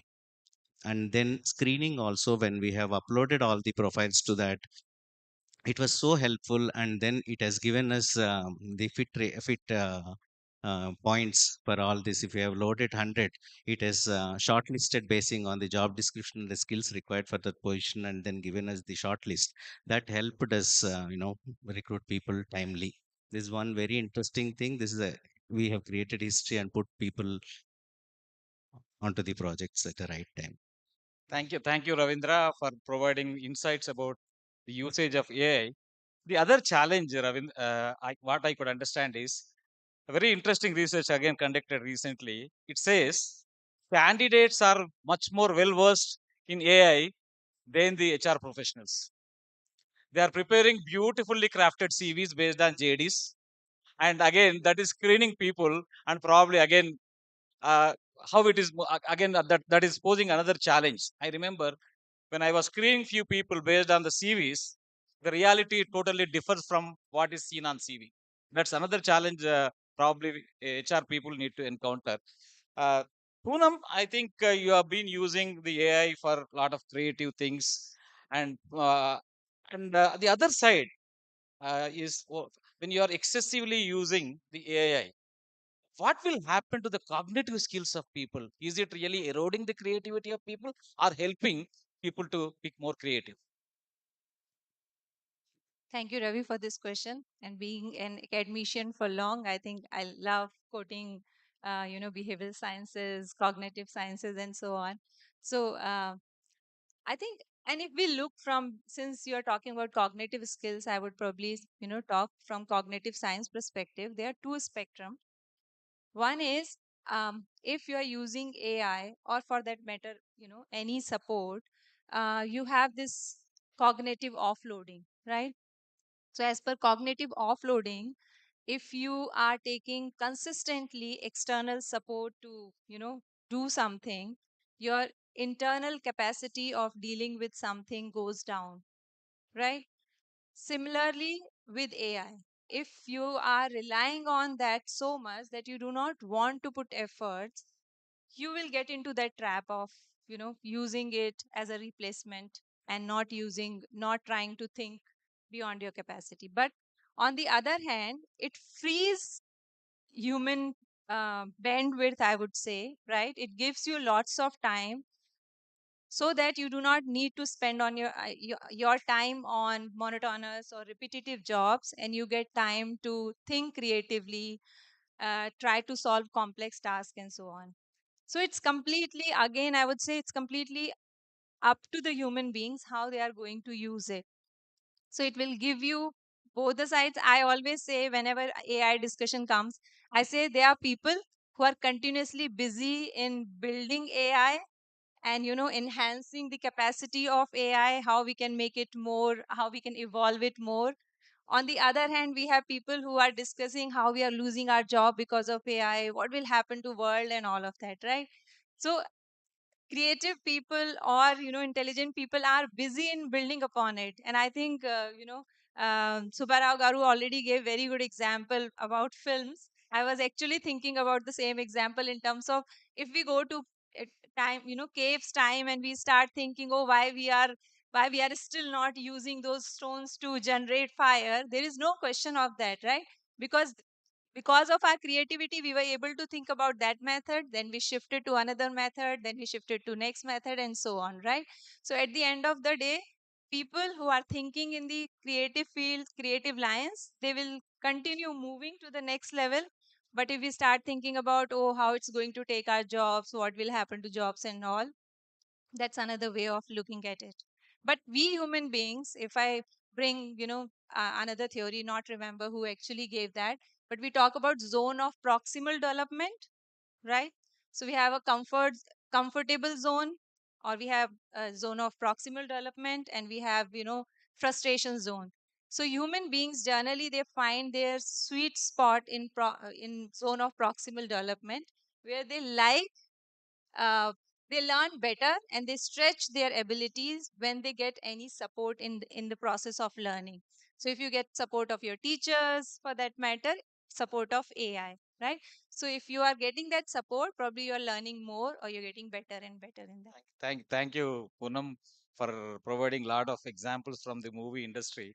I remember during my childhood, Vitalacharya movies we used to watch. I think that is likely to become reality now. Yeah. Uh, yeah, I think, yeah, I think just to add, I think the key here is the argumentation and not the automation. It is up to you how much you want to offload, or you want to outsource your thinking to AI and become dumb. I mean, not been using to the best of it. uh, I think the last question is about, of course, we are using a lot of AI, and what rules ensure AI enhances without appropriating creators' work or bias? See, the why I am asking this question, I remember most of this, the data the AI gets is from, again, from the online sources, maybe something like Reddit, maybe Wikipedia, and all of them. What rules can really help us in yeah, in ensuring AI usage without bias or without much problem? Yeah. This rules, when we talk about the challenges with, um, Dr. Ravi has started with, enhancement, right? Uh, but creativity enhancement, what is the opposite of creativity enhancement? creativity suppression. Yes or not? This we need to keep it in mind. How many of you use AI now? Now, not here. How many of you are using AI to impress your team? Oh, Lift your everyone. hands. Don't lift Everyone. halfway. Everyone uses So, AI. good. But for what and for why? The important competency you need to understand, have it. Once upon a time, communication was the important competency, key competency. Now it is curiosity. It is not all about using AI because we are untrained people using AI. Am I right? If we are not, once upon a time, I'll take only 2 minutes. Once upon a time, when I started my career, I used to work closely with my chairman of the pharmaceutical company, and he was brilliant in professional writing. So he used to give me papers to hand it over to somebody else. Then I used to read it midway, and then used to make a notebook of it. And then that's how I have tried to improve my English language those days, though I come from a Telugu medium. This is, but today suddenly, if I ask my team member or somebody else to bring a letter, they'll just put inputs and then bring a letter. For the correction of that, it is taking too much of a time for me. Rather, it is easy for me to write a letter and then give it to them. This is what it is happening at this point of time. Keep this in mind. And rules, when he was talking about rules are, we copy paste this data from different sources. Even AI doesn't have a control in gathering the data from the world wide web. So the challenge would be about somebody who has put his efforts and then developed certain data as an author. He has built a book, or he has worked on the music, or something else. You got my point? All this data, it will gather and give it to us. We, what we do is, without knowing the uh, whether it is pirated, or whether it is having an IP thing, intellectual property rights, or a copyright, or a trademark, or anything, we don't bother about it. Just pick it up and then push it. That's not the way. It's not ethics, it's not values, that we are collecting the data from somebody else and throwing it. That's not the way forward. We need to real look at the plagiarism. This we need to keep it, friends. Okay, once we keep this plagiarism in mind, tomorrow we will be sued for not knowing and then publishing something. Okay, you may get the data from a rich dad and a poor dad, and then without, you might not have read such kind of book, and you will think that it was a generated for you exclusively. AI doesn't work for you exclusively. You got my point? So understand the reality and then start working, and these are the rules he was talking about. you know Work is one done by somebody else, you can't. Okay, if you realize that, it will work wonders in your career. So don't get into that creativity suppression. You need to put your efforts and then start working. You can fine tune it with the help of AI, rather than copy paste and then showing it off. And understand, over a period of time, today you may sustain, you may celebrate, but over a period of time, understand that your boss also knows how to use AI. Thank you. Thank you, Ravindra. When he said it, I did remember uh, recently, 2023, the uh, editor of Harvard Business Review, Adi Ignatius, wrote a beautiful editorial, and at the end of it, it said, "Hey, it is not written by ChatGPT; it is written by me." And a person like a Harvard Business Review editor is speaking about it. And very interestingly, after 1 year, he wrote another publication, another editorial, and he said, "I began using ChatGPT. I began using it." So we are living in the most exciting times of human evolution, and the institutions are teaching students for the jobs which are not created, for the technologies not invented, problems not identified. So we are living in the most exciting times. Thank you very much for the panel. Thank you to VNR for providing this opportunity. And I think we made some kind of understanding about AI. And of course, it's a huge thing. My professor keep telling me, the more you learn, the more you understand, you know very less. We understood that we know very, very less about the subject. Thank you very much.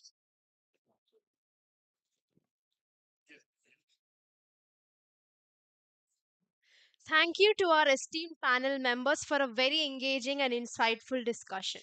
It's time to felicitate our jury members. Now, I request Dr. C.D. Naidu, Advisor, Vienna VJIET, and Dr. Sheikh Amzad, Head Department of Automobile, to felicitate Dr. Ravi Dasari.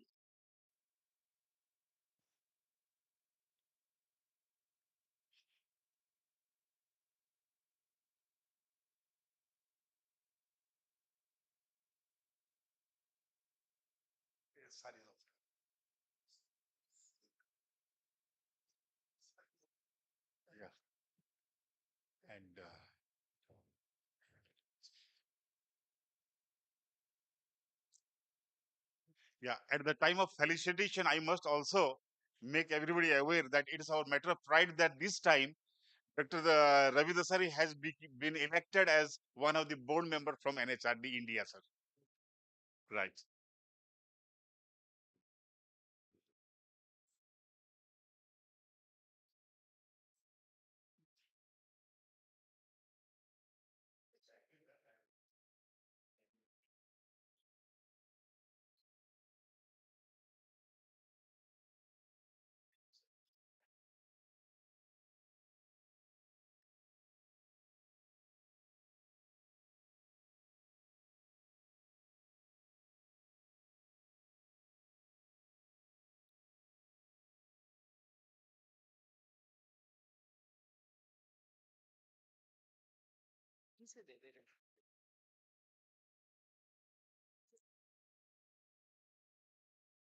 May I request, sir, to felicitate Dr. Poonam Jindal.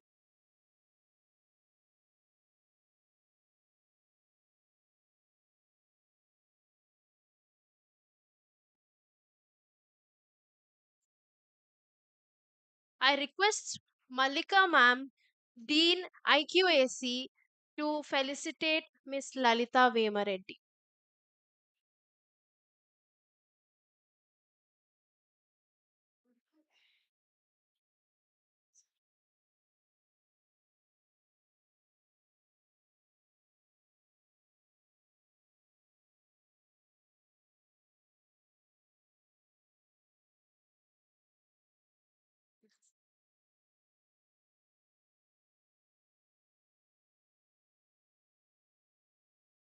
Thank you so much, sir and ma'am.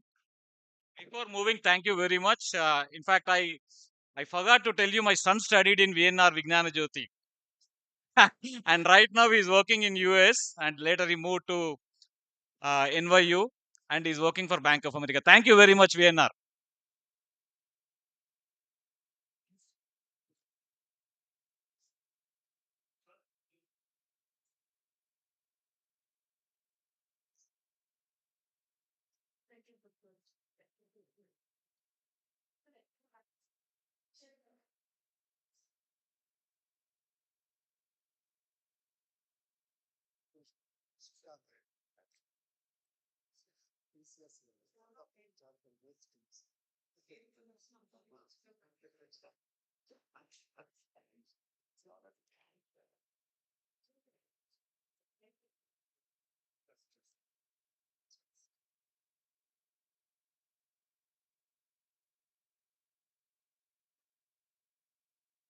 Now we begin our second panel discussion.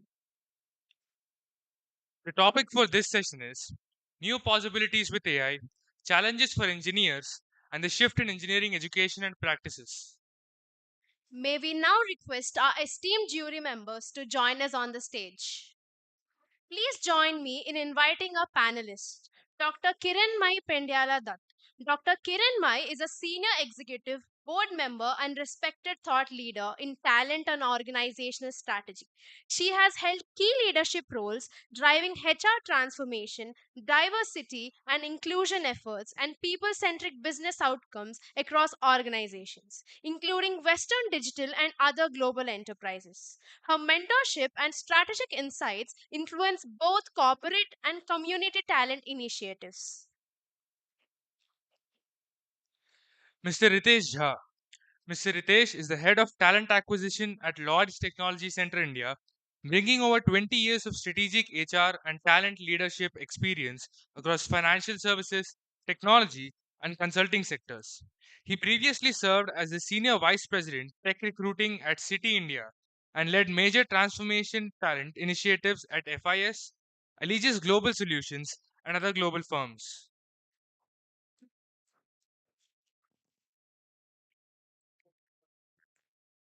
Mr. Srikanth Surampudi. Mr. Srikanth is a seasoned HR leader serving as General Manager HR and Regional Head Human Resources at Tata Consultancy Services (TCS) in the Greater Hyderabad area. With deep experience in human capital management and strategic HR functions, he plays a key role in aligning people strategy with organizational objectives for one of the world's largest IT firms. Mr. Madhusudan Reddy. Mr. Madhusudan currently serves as a professional at Doodla Dairy Limited, bringing practical industry experience and organizational contribution in the agricultural and dairy sector. He combines domain knowledge with strategic understanding of operations to support business performance and workforce coordination.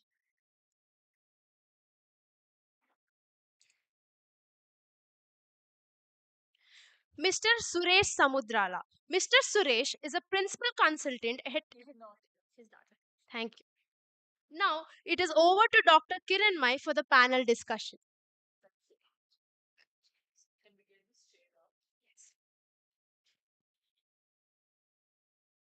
Good evening, everyone.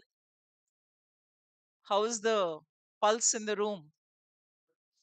Listening is not something everyone is used to, right? Especially active listening. Are we all here? Not just physically, but also mentally. I didn't hear loud response to that. Okay, thank you, Mr. Panda.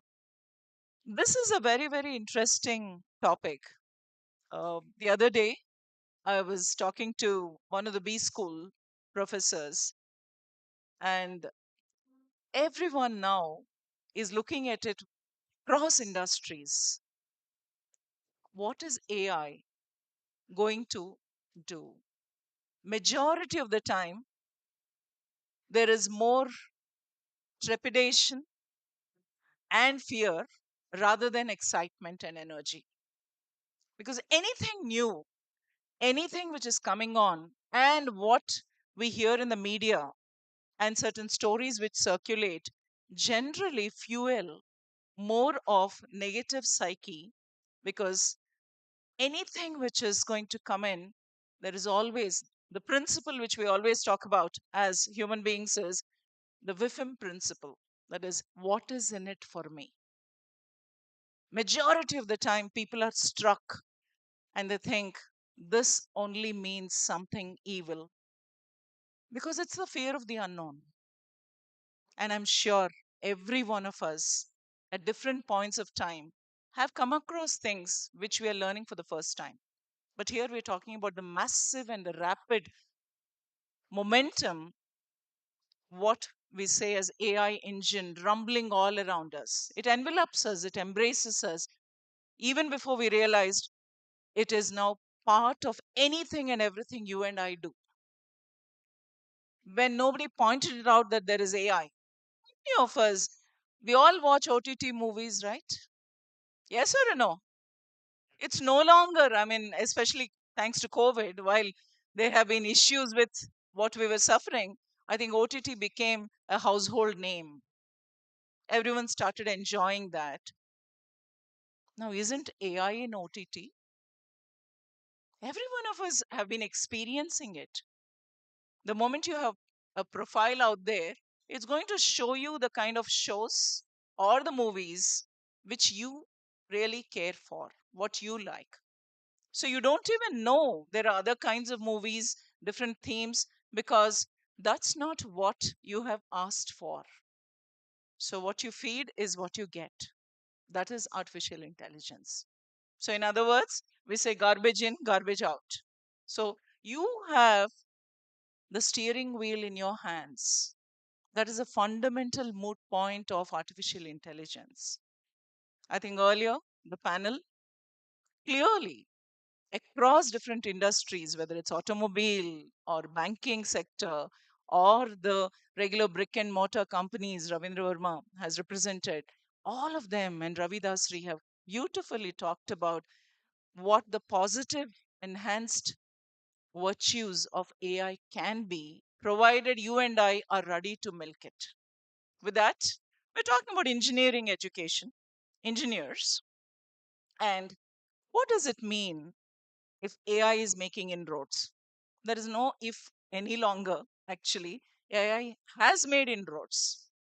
There has been a paradigm shift, I would say, in terms of how the education needs to be. What are the shifts? Our chief guest so beautifully talked about the NEP and how he also mentioned most of it is already obsolete or redundant because of what changed. Industrial revolution. What happened at that point of time? Haven't things changed?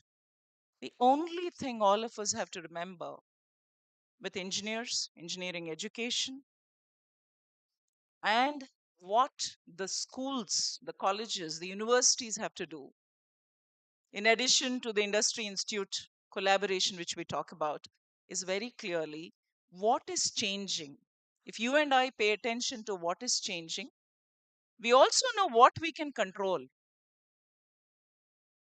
Because when I was talking to the father of AGI in the US last year, when I was there, very clearly he mentioned agentic AI is going to come in much faster. What does that agentic AI mean? It's very simple. Today, domestic friend, how many of us have a robo at home? Can you show by show of hands? There's several of us who have brought in a robo which mops and cleans and so on. Right? You enter into certain restaurants, you have a robo which will come and take your order and it's going to bring your food as well. So it's coming in different sectors, different industries, healthcare, IT. IT is an application basically in any industry or sector. I have three panelists with me who come from different industries, as you have heard, and they're going to share with us what are the implications from an AI perspective to engineers, because they all recruit engineers. And you just heard, I know, can you do one more round of applause for all these recruiting engines? Because this is where majority of the students are going to go to. What is shifting? What is changing? Let us understand. Google as a company today invests $1.2 billion annually for learning and development. And it is in the forefront of technology. So why is it investing? So one of the moot points I think we will all understand is the only way to adapt and embrace change is we need to understand what are those new skill sets, and that will make our life easy because we will pick up what is not needed, throw it away, and we'll pick up what is relevant and needed. That is a shift we are referring to. With that, let me start with Shrikant, who represents one of the largest employers from an engineering perspective in the country. And he recruits engineers. As a GM of HR, he leads those initiatives. What do you think, Shrikant, are the kinds of skills students need to focus on today for them to enter into the industry? Okay. First of all, good evening, everybody, and pardon me for my throat. I tried my best to give some excuses and not come, but I could not say no to VNR because coming to an event organized by VNR Vignan Jyoti is like an extension of home for us in TCS, and that's how homely we feel when we connect. And Partha sir is part of. We feel that is part of our family, so that's the comfort we get. So I could not miss this. When we hire engineers, because being one of the largest employers of engineers and talent in the country, when we look at talent around, we handpick from certain colleges which are according to our internal standards way ahead than the others, and VNR is definitely part of that. And in the recent past, we have also shifted our hiring model to more of a skill based hiring, because TCS is building its capabilities on AI, data, AI cloud, on cyber security, IoTD, VLSI, and we want students who are also having exposure in these areas. And that's where I always keep mentioning that students who are going that extra mile, already they're having a lot of inputs from institutions like yours, but like sir mentioned, you're carrying an Einstein in your pocket. So sir, I'm going to steal this line for quite some time in future now. With carrying an Einstein in your pocket, it's all, you're having a world in front of you, in your hands. And that's what the students have today. But the choice is whether they want to sit in a place where they are ahead of the others, or they just want to sit part of a crowd. Because getting an opportunity in a leading institution like yours is definitely going to happen, but taking forward that opportunity to a great career ahead is what the student should be looking at. And in that aspect, one of the things that we look at, Kiran, is the learnability of students. So the ability to learn, that hunger to learn, and not feeling that I have achieved, I have arrived, getting an opportunity in any of the large companies, my journey has ended over here. Actually, the real journey begins from there, because the boys are separated from the men, and then the actual challenge is thrown in front of the individual as to how fast in the current times they are adapting themselves to the change, because change currently is happening at a pace which we are not even able to really fathom.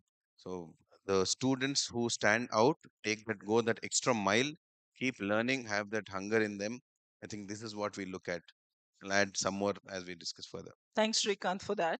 So I'm sure students, you're listening carefully.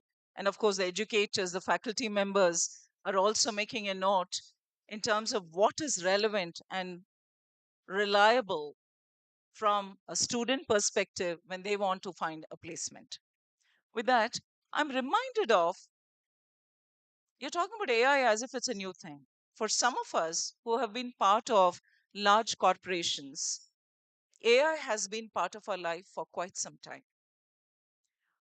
I remember an incident almost a decade ago, because Bahubali released when? Anybody remembers? We just celebrated the 10 years, right? So I remember I was in a company called AMD, and I was the regional CHRO managing about 40 to 50 countries across the globe. And we had this team which is dedicated to work with the director Rajmouli on the graphics for the movie, our engineers. And obviously, it's like a prestigious thing, and several of these senior engineers were all like giving it a shot, and they were all deputed to work on it, right? On that project. There was this young, freshly hired engineer who was crestfallen because he was so excited to be part of this venture. So he approached, but he had the courage to walk up to his manager and he said, I want to be part of the project. The manager just laughed at him and he said, oh, it's only for seniors. You're just a greenhorn, right? You'll It'll take some time. We'll see. This boy didn't give up. What he did was he walked up to the head of that business unit one of the days when he saw him and he said, sir, I would like to be considered. So the director looked at him quizzically and he said, really? And he said, okay, show me. What can you do?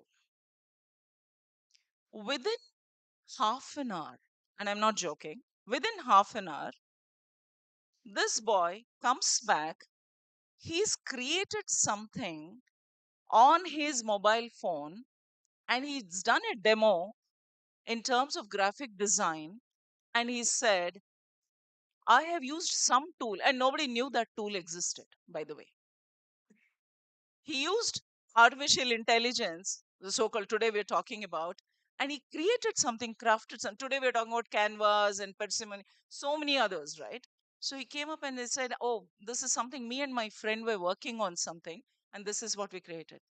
The director was bowled out, and he said, "Oh, you are part of this."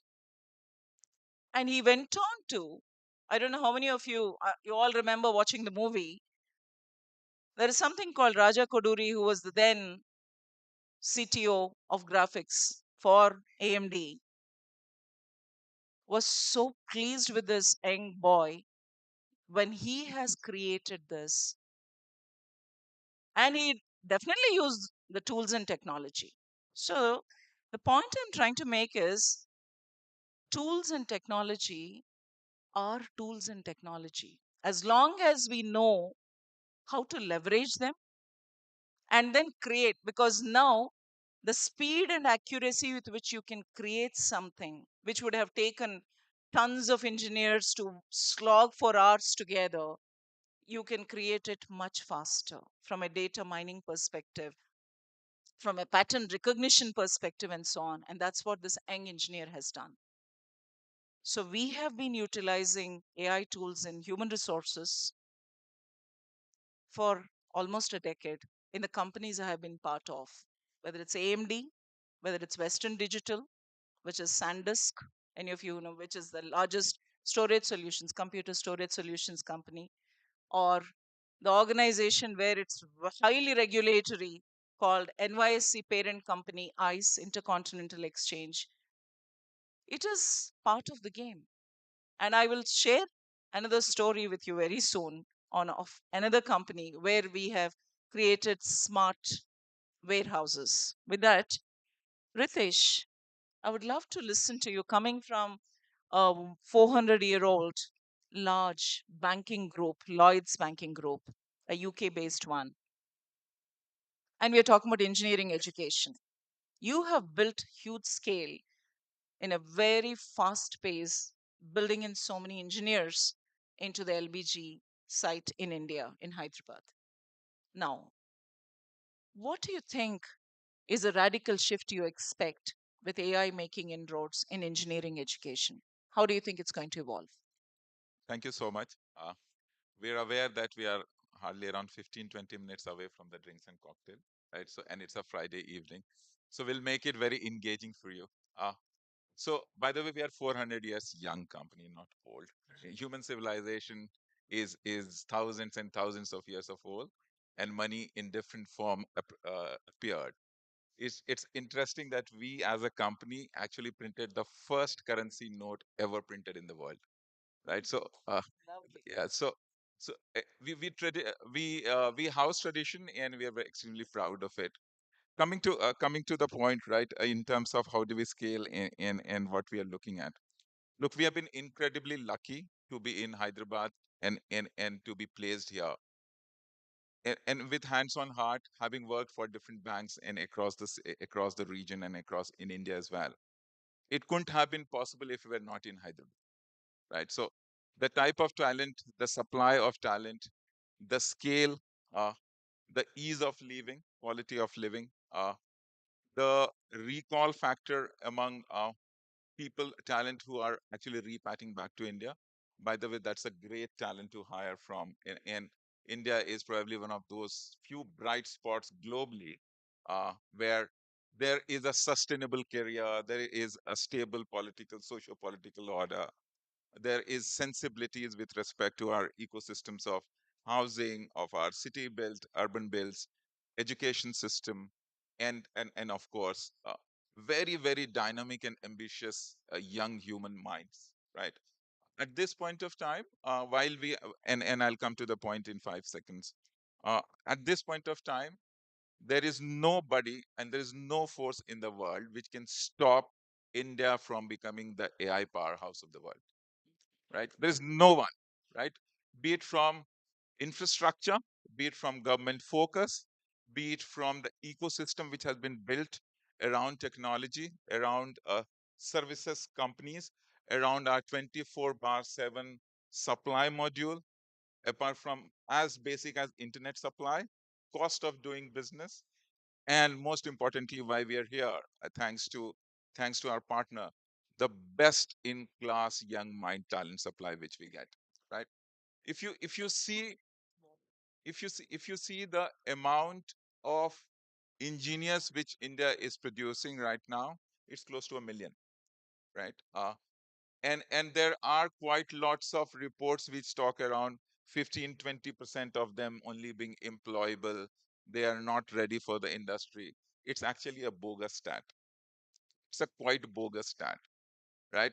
The amount of people who pass out engineering, who eventually in next to 3 to 5 years, who get absorbed in the industry is more than 90%. So it is actually an issue with industry and the companies where we want a ready fit talent, where we are not ready to invest, where we are not ready to build, right? The piece which the companies have moved from a first design principle is that we need a ready fit.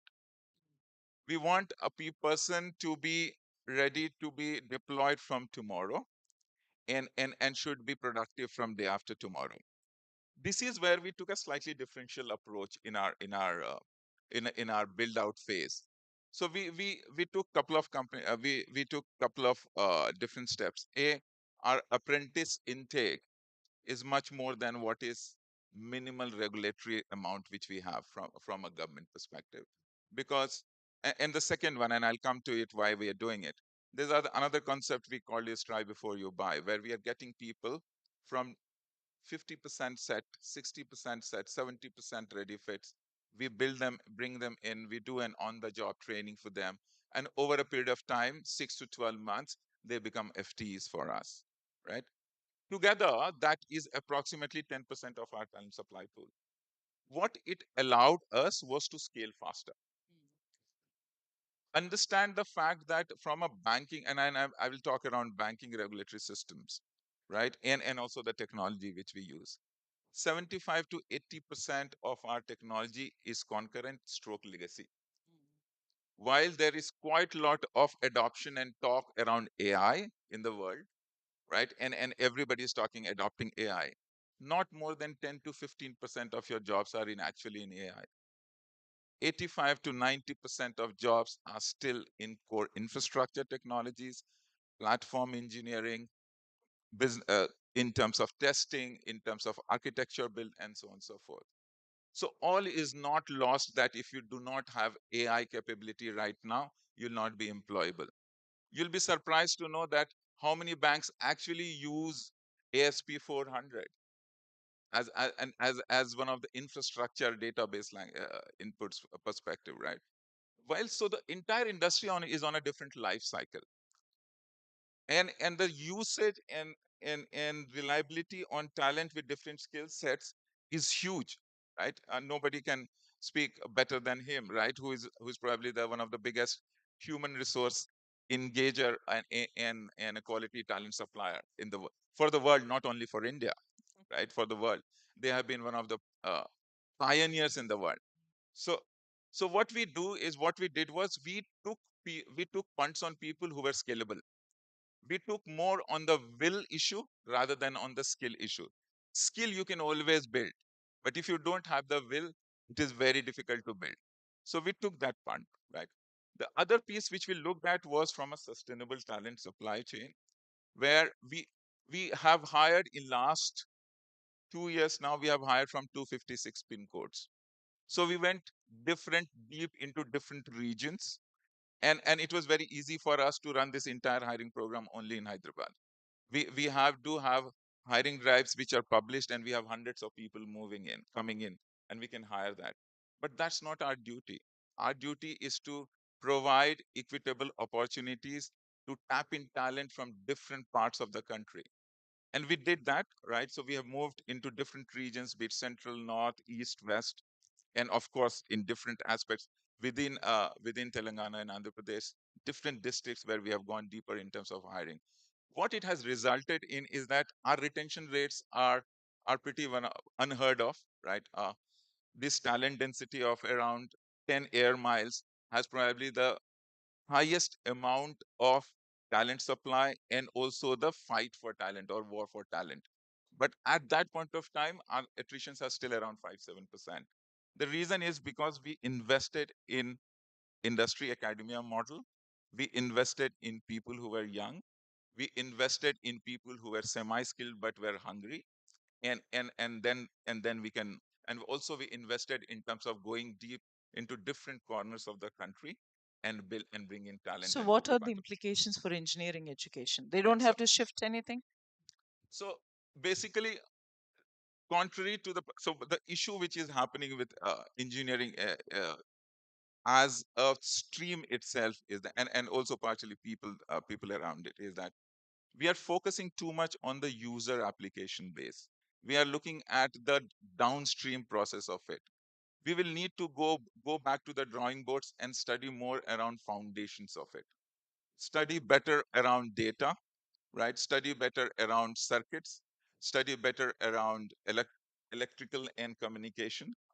It's a fallacy that if you're a computer science student and you should not know about chip design, if you want to know about chip design, you need to have better understanding of electronics.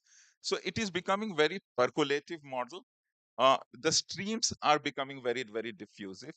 People need to be very, very precise and wiseful in terms of choosing their electives.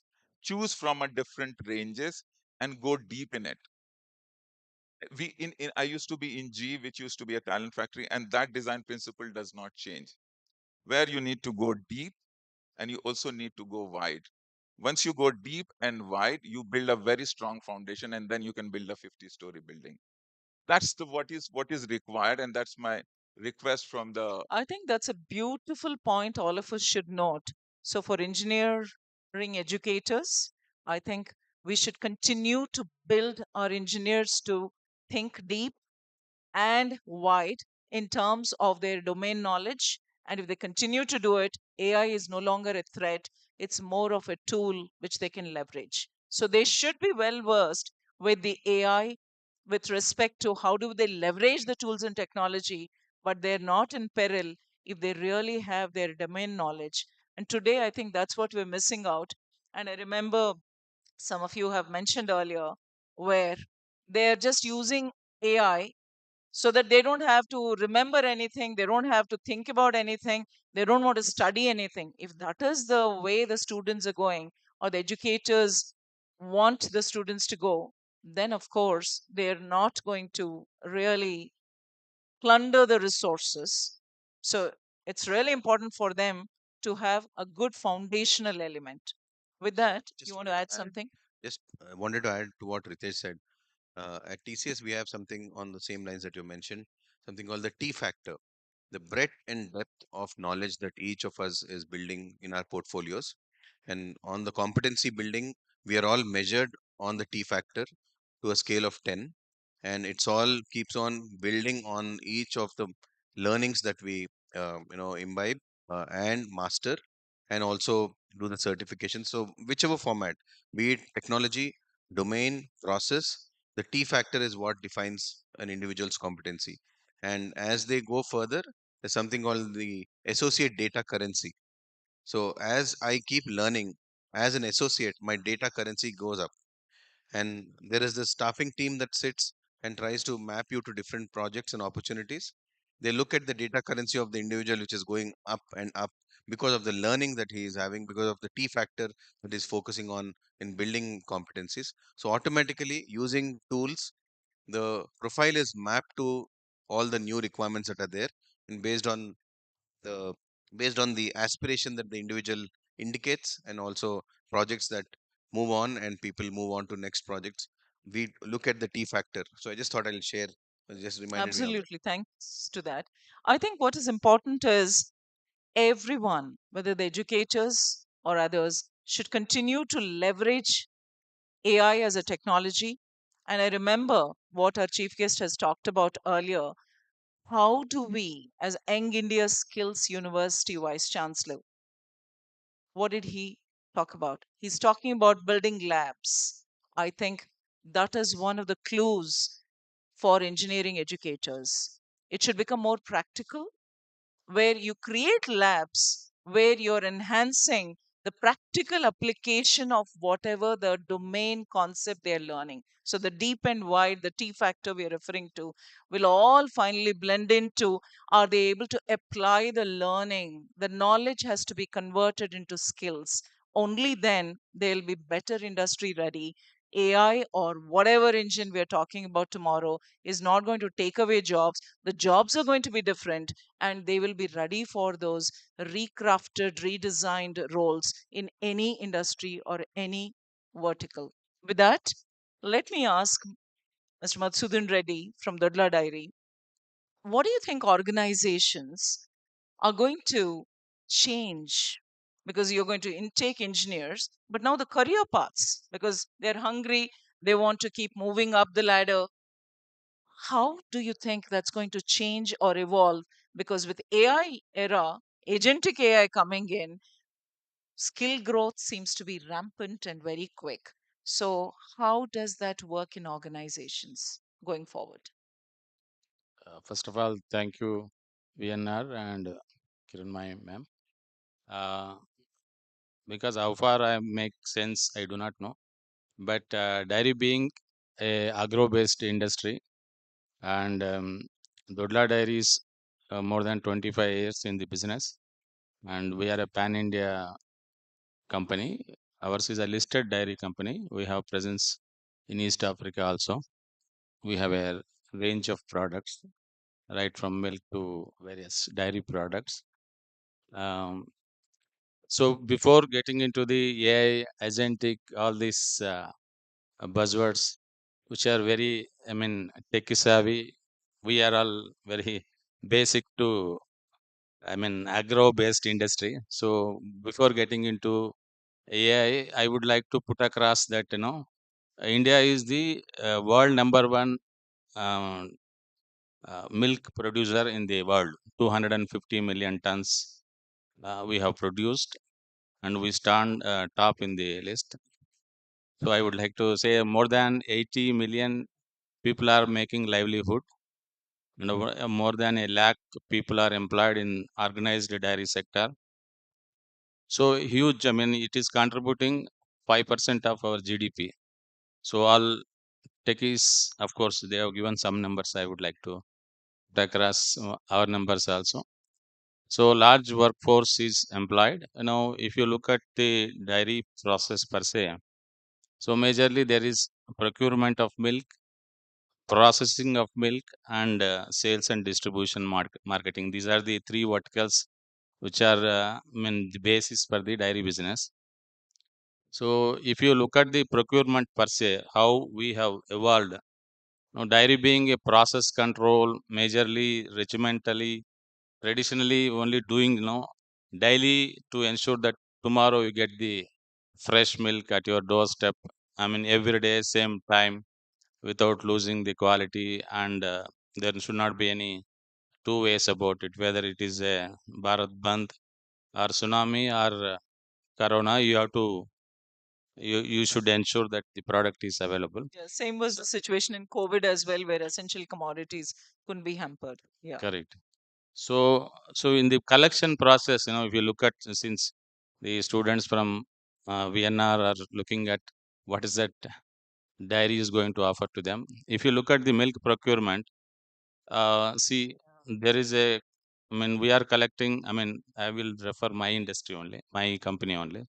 We are collecting close to 17 lakh liters a day, which is spread across all seven states in southern India, including Maharashtra and parts of Kerala. So putting together 17 lakh liters daily, 150,000 farmers are supplying this milk. And what we are doing, to see that, the collection thing, right from the quality of feed the animal is eating. So we have created some chips and put the neck band for the animals. I mean, average if you take So, do four, you four also have engineers who help with all that work? exactly. That's what I am coming to the point, madam. So all these animals are tracked, how the animal health is, like whether it is having fever, what kind of mineral mixture it is eating, what kind of fat and SNF, if I give this, how much is my fat and SNF? Everything we are monitoring sitting at the Hyderabad corporate office. Similarly, if you take my production department, earlier it was truly transactional work, many silos, I mean, incoming, outgoing, different kinds of variants like, tone, double tone, full cream milk, various kinds of milks are passing through various silos, pipes, a lot of adjustments and knobs and all. So mechanically, everybody, I mean, most of the workmen, like, operators with ITA technicians and all, polytechnic, they were doing all these adjustments. I mean, huge running here and there in the production hall. So for the past 10 years, there is a change. We have introduced full automation. I mean, we have imported missionaries from Germany and Sweden, and today it is completely automated. If the vehicle is coming with along with milk tanker, it will be the pipe from the, I mean, at the entry of the reception. Will take it and it will undergo pasteurization, homogenization, lot many things, and come out and stood at the packaging point, I mean, through packing machine. So I You think cannot see what what you're is happening narrating, inside. thank you, So, Mr. Reddy. What you're narrating to us is even in an industry which is agri based. See, we have now different industries out here represented by these panelists. Even there, we are talking about automation. We're talking about how every single process, which he painstakingly explained to us, has that engineering element, and how they're able to capture data and also with accuracy and speed hasten it up. So, from an opportunity spectrum, AI is making inroads into every vertical, every sector, as we said. Automation is happening, artificial intelligence is coming in from a data analytics, tracking, because which are mundane, transactional, as I said, manual, is now being replaced or displaced. This, I think, all of us intuitively know. We know those are the jobs which are going away, but what jobs from a white collar, not just the blue collar, white collar, which jocularly earlier Srini Vidumila was talking about, right? It's also about not just what we say is the mundane and the faster processing, but also your creativity, your decision making. I'll give you a simple example of what happened right here in front of you. Suresh Babgaru and I were talking about it. If there are only five of us here, there's a sixth chair, and we had so many beautiful, I mean, students, smart intellectuals all around, and we were sitting there and we're thinking that chair, I mean, if there are only five, one should be taken away. And we were discussing this precisely earlier, and even now somebody had to tell, no, this is not what AI needs to do. Human intelligence should surpass artificial intelligence. You should know why a chair needs to be placed or why a chair needs to be removed. How many should be there, how many should not be there. Artificial intelligence should step in to actually lead a process to make it easy for the human. Human is the one who designs, who architects, and decides why we are utilizing that tool or artificial intelligence. So, for the engineering educators and engineering colleges, I think the clarion call coming from various industries says, are we ready to embrace it, to take it on? Yesterday was the world's hug day, as we say.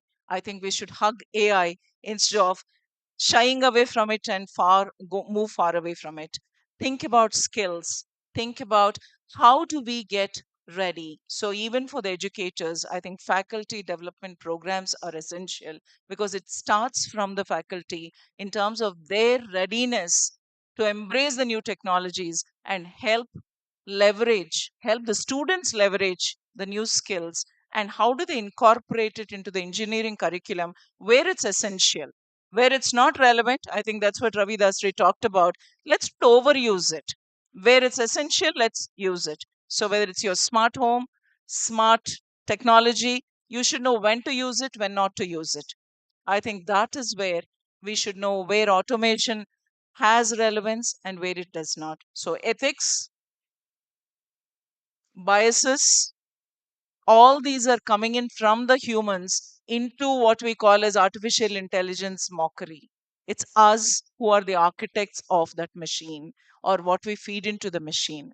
So, or as a sum up, I would request the engineering college and the educators to start looking at the core data sciences, the core domains, whether it's civil engineering, electronics engineering, electrical engineering, and so on. You should continue to work on it. But wherever there are applications, be it in health tech, as we say, technology is leveraged in every vertical. Imagine somebody doing a surgery, and that's what our chief guest talked about, in remote villages, and you can deploy AI because everybody can't reach. You don't have enough resources. That is where you bring in and give it that control. But that control is still in the hands of the architect. You will know when to deploy it and how to deploy it. If we can do this in every aspect, we will all be continuing to smile and not see it as a threat. And I think the drinks and food is ready for us. Now we are trying to satiate our curiosity intellectually. Now we're going to satiate our curiosity from a cuisine and the delicious food awaiting. Thank you, VNR Vijay for this. And we'll continue to have this dialogue. It's an ongoing one. Stay curious, stay hungry, both intellectually as well as from your physical, curiosity. Yeah. Thank you all. Thank you, Mr. Panda. And thank you, my panelists.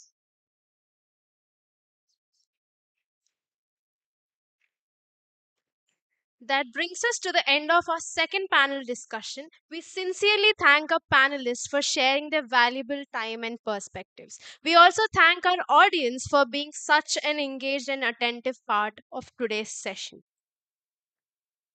Now, I request Shri Suresh Babu Sir, President, Vienna VJIT, and Dr. B. Chennakeshav Rao, Principal, Vienna VJIT, to felicitate Dr. Kiranmai Pendyala.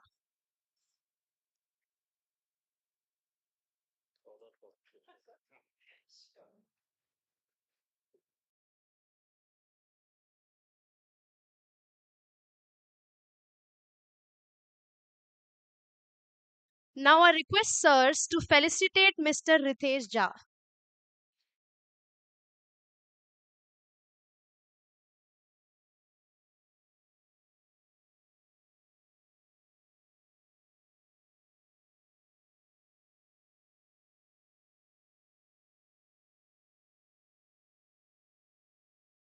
Now I request sirs to felicitate Mr. Shrikant Surampudi, and I also request Dr. Partha Sardi, Head TNP, to join us on stage.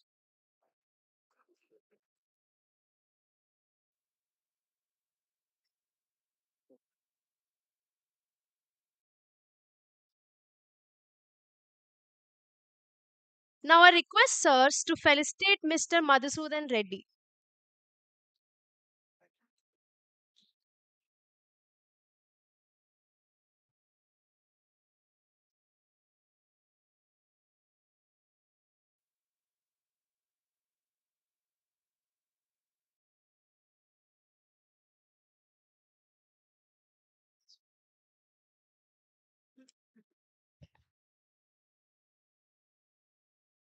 It is my pleasure to introduce Mr. Srinivas Taluka, Vice President T Hub. Mr. Srinivas Taluka is a seasoned management professional and infrastructure leader with over 25 years of experience in operational excellence, currently serving as a Vice President of Facilities at T Hub.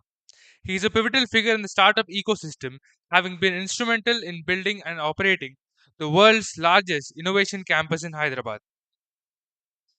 Sorry to interrupt because I don't want to be in between their drinks and you know uh, myself, sir. Suresh Babu, sir. It is always happy to see you in T Hub. Uh, Whenever you comes with some energy. We love that. Subarao, sir. Thank you very much for being here. And HR leaders of all the corporates, young leaders, not the students, young future leaders. Good evening to one and all. It is my great honor to have you all in T Hub. T Hub is not just a building, but this is the world's largest innovation campus dedicated for startups. Today, I'm feeling happy uh, not just because I'm serving here, because this place, as I speak, yesterday, so our Cyberabad security police have completed 23 years and they celebrated 24th anniversary. And on this stage, there are in 23 years, 10 commissioner of police served Cyberabad commissionerate. Out of 10, 8 were on the stage. So that is this place, and I'm happy and also take pride in managing this campus. Mr. Pandaji has requested me to talk about T Hub. I'm sure many of you or most of you already aware of T Hub, but people who have not known about T Hub, I will take 2 minutes of your time, and then you can go out for a dinner. So what is T Hub? T Hub is an initiative government of Telangana. So it is started with two purpose. Purpose one is to support startups, and purpose two is to foster innovation at corporates. So what we do for startups is predominantly we support startups with market access, we support startups with mentoring, we support startups with funding. So these are the three primary things which we do. In addition to that, we also offer co-working space to startups in the building at a much subsidized price. As in today, T Hub has impacted 2,500 startups, and we have worked with 600 corporates in terms of their innovation journey. Right? Not just this, but we've also within T Hub. T Hub is, as I mentioned, it is world's largest innovation campus. T Hub is an incubation center, but within T Hub, we have other more incubation centers called AIC and Math. So AIC T Hub is focusing on five sectors, which is healthcare, semiconductor, sustainability, EV, and semiconductor. So if you need any support in those sectors, we have startups readily available.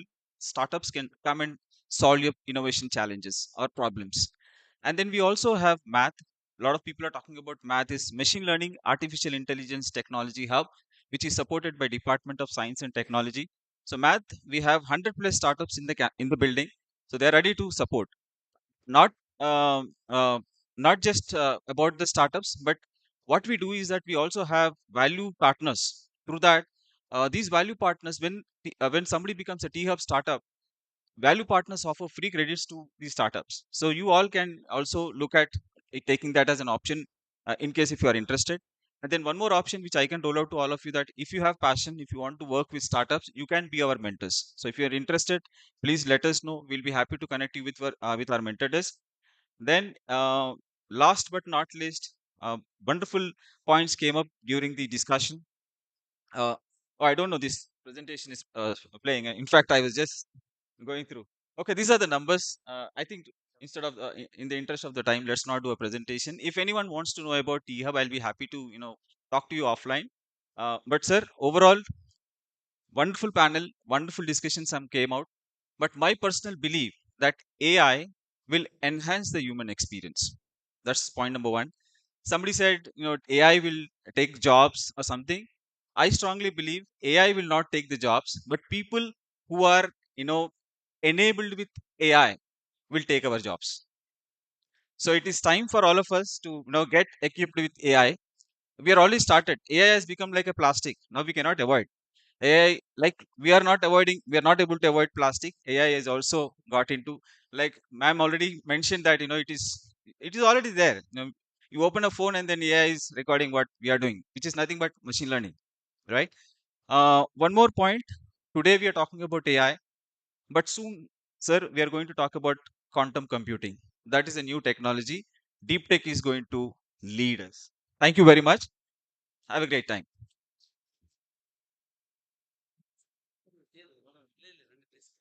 Now I request Sri Dagupati Suresh Babu and Dr. B. Chennakesava Rao felicitate Mr. Srinivas Taluka.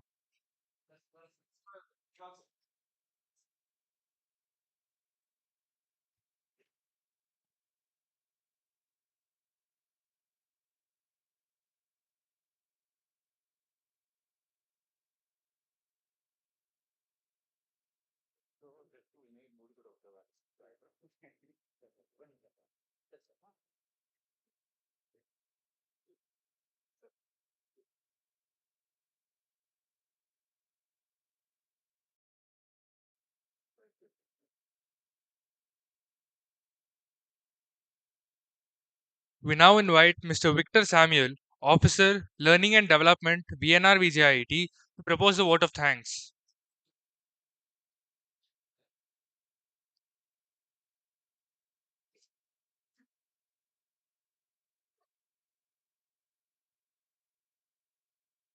Good evening, one and all. Distinguished dignitaries, respected guests, esteemed panelists, faculty members, staff, and dear students, a very good evening once again. As we draw this enlightening event to a close, it is my privilege and honor to stand before you to propose the vote of thanks. An event of this magnitude and success is never the effort of a single individual. It is a collective contribution of many hands and minds. Today, we have witnessed thought provoking discussions, profound insights, and inspiring addresses that will undoubtedly leave a lasting impact on all of us. First and foremost, I extend my deepest gratitude to our chief guest, Subbarao Garu, for gracing this occasion and sharing his insights. And I also thank guest of honor, Sri Srinivas Reddy Garu, for his insightful address and for adding great value to this gathering.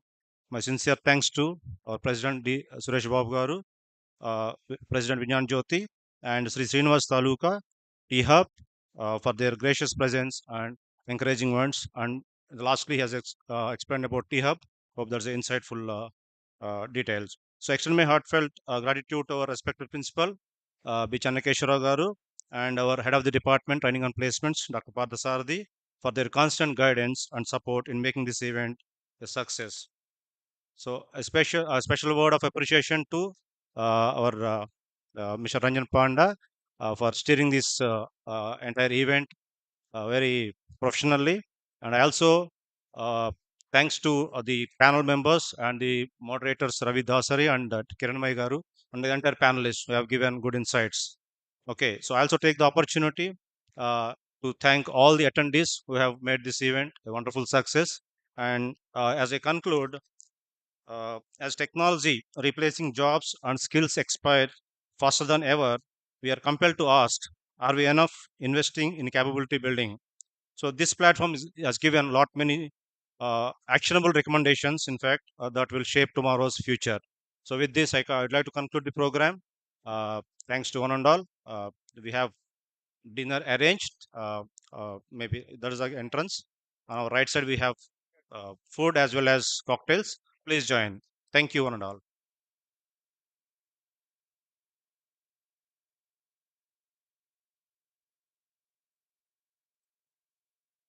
And one more word.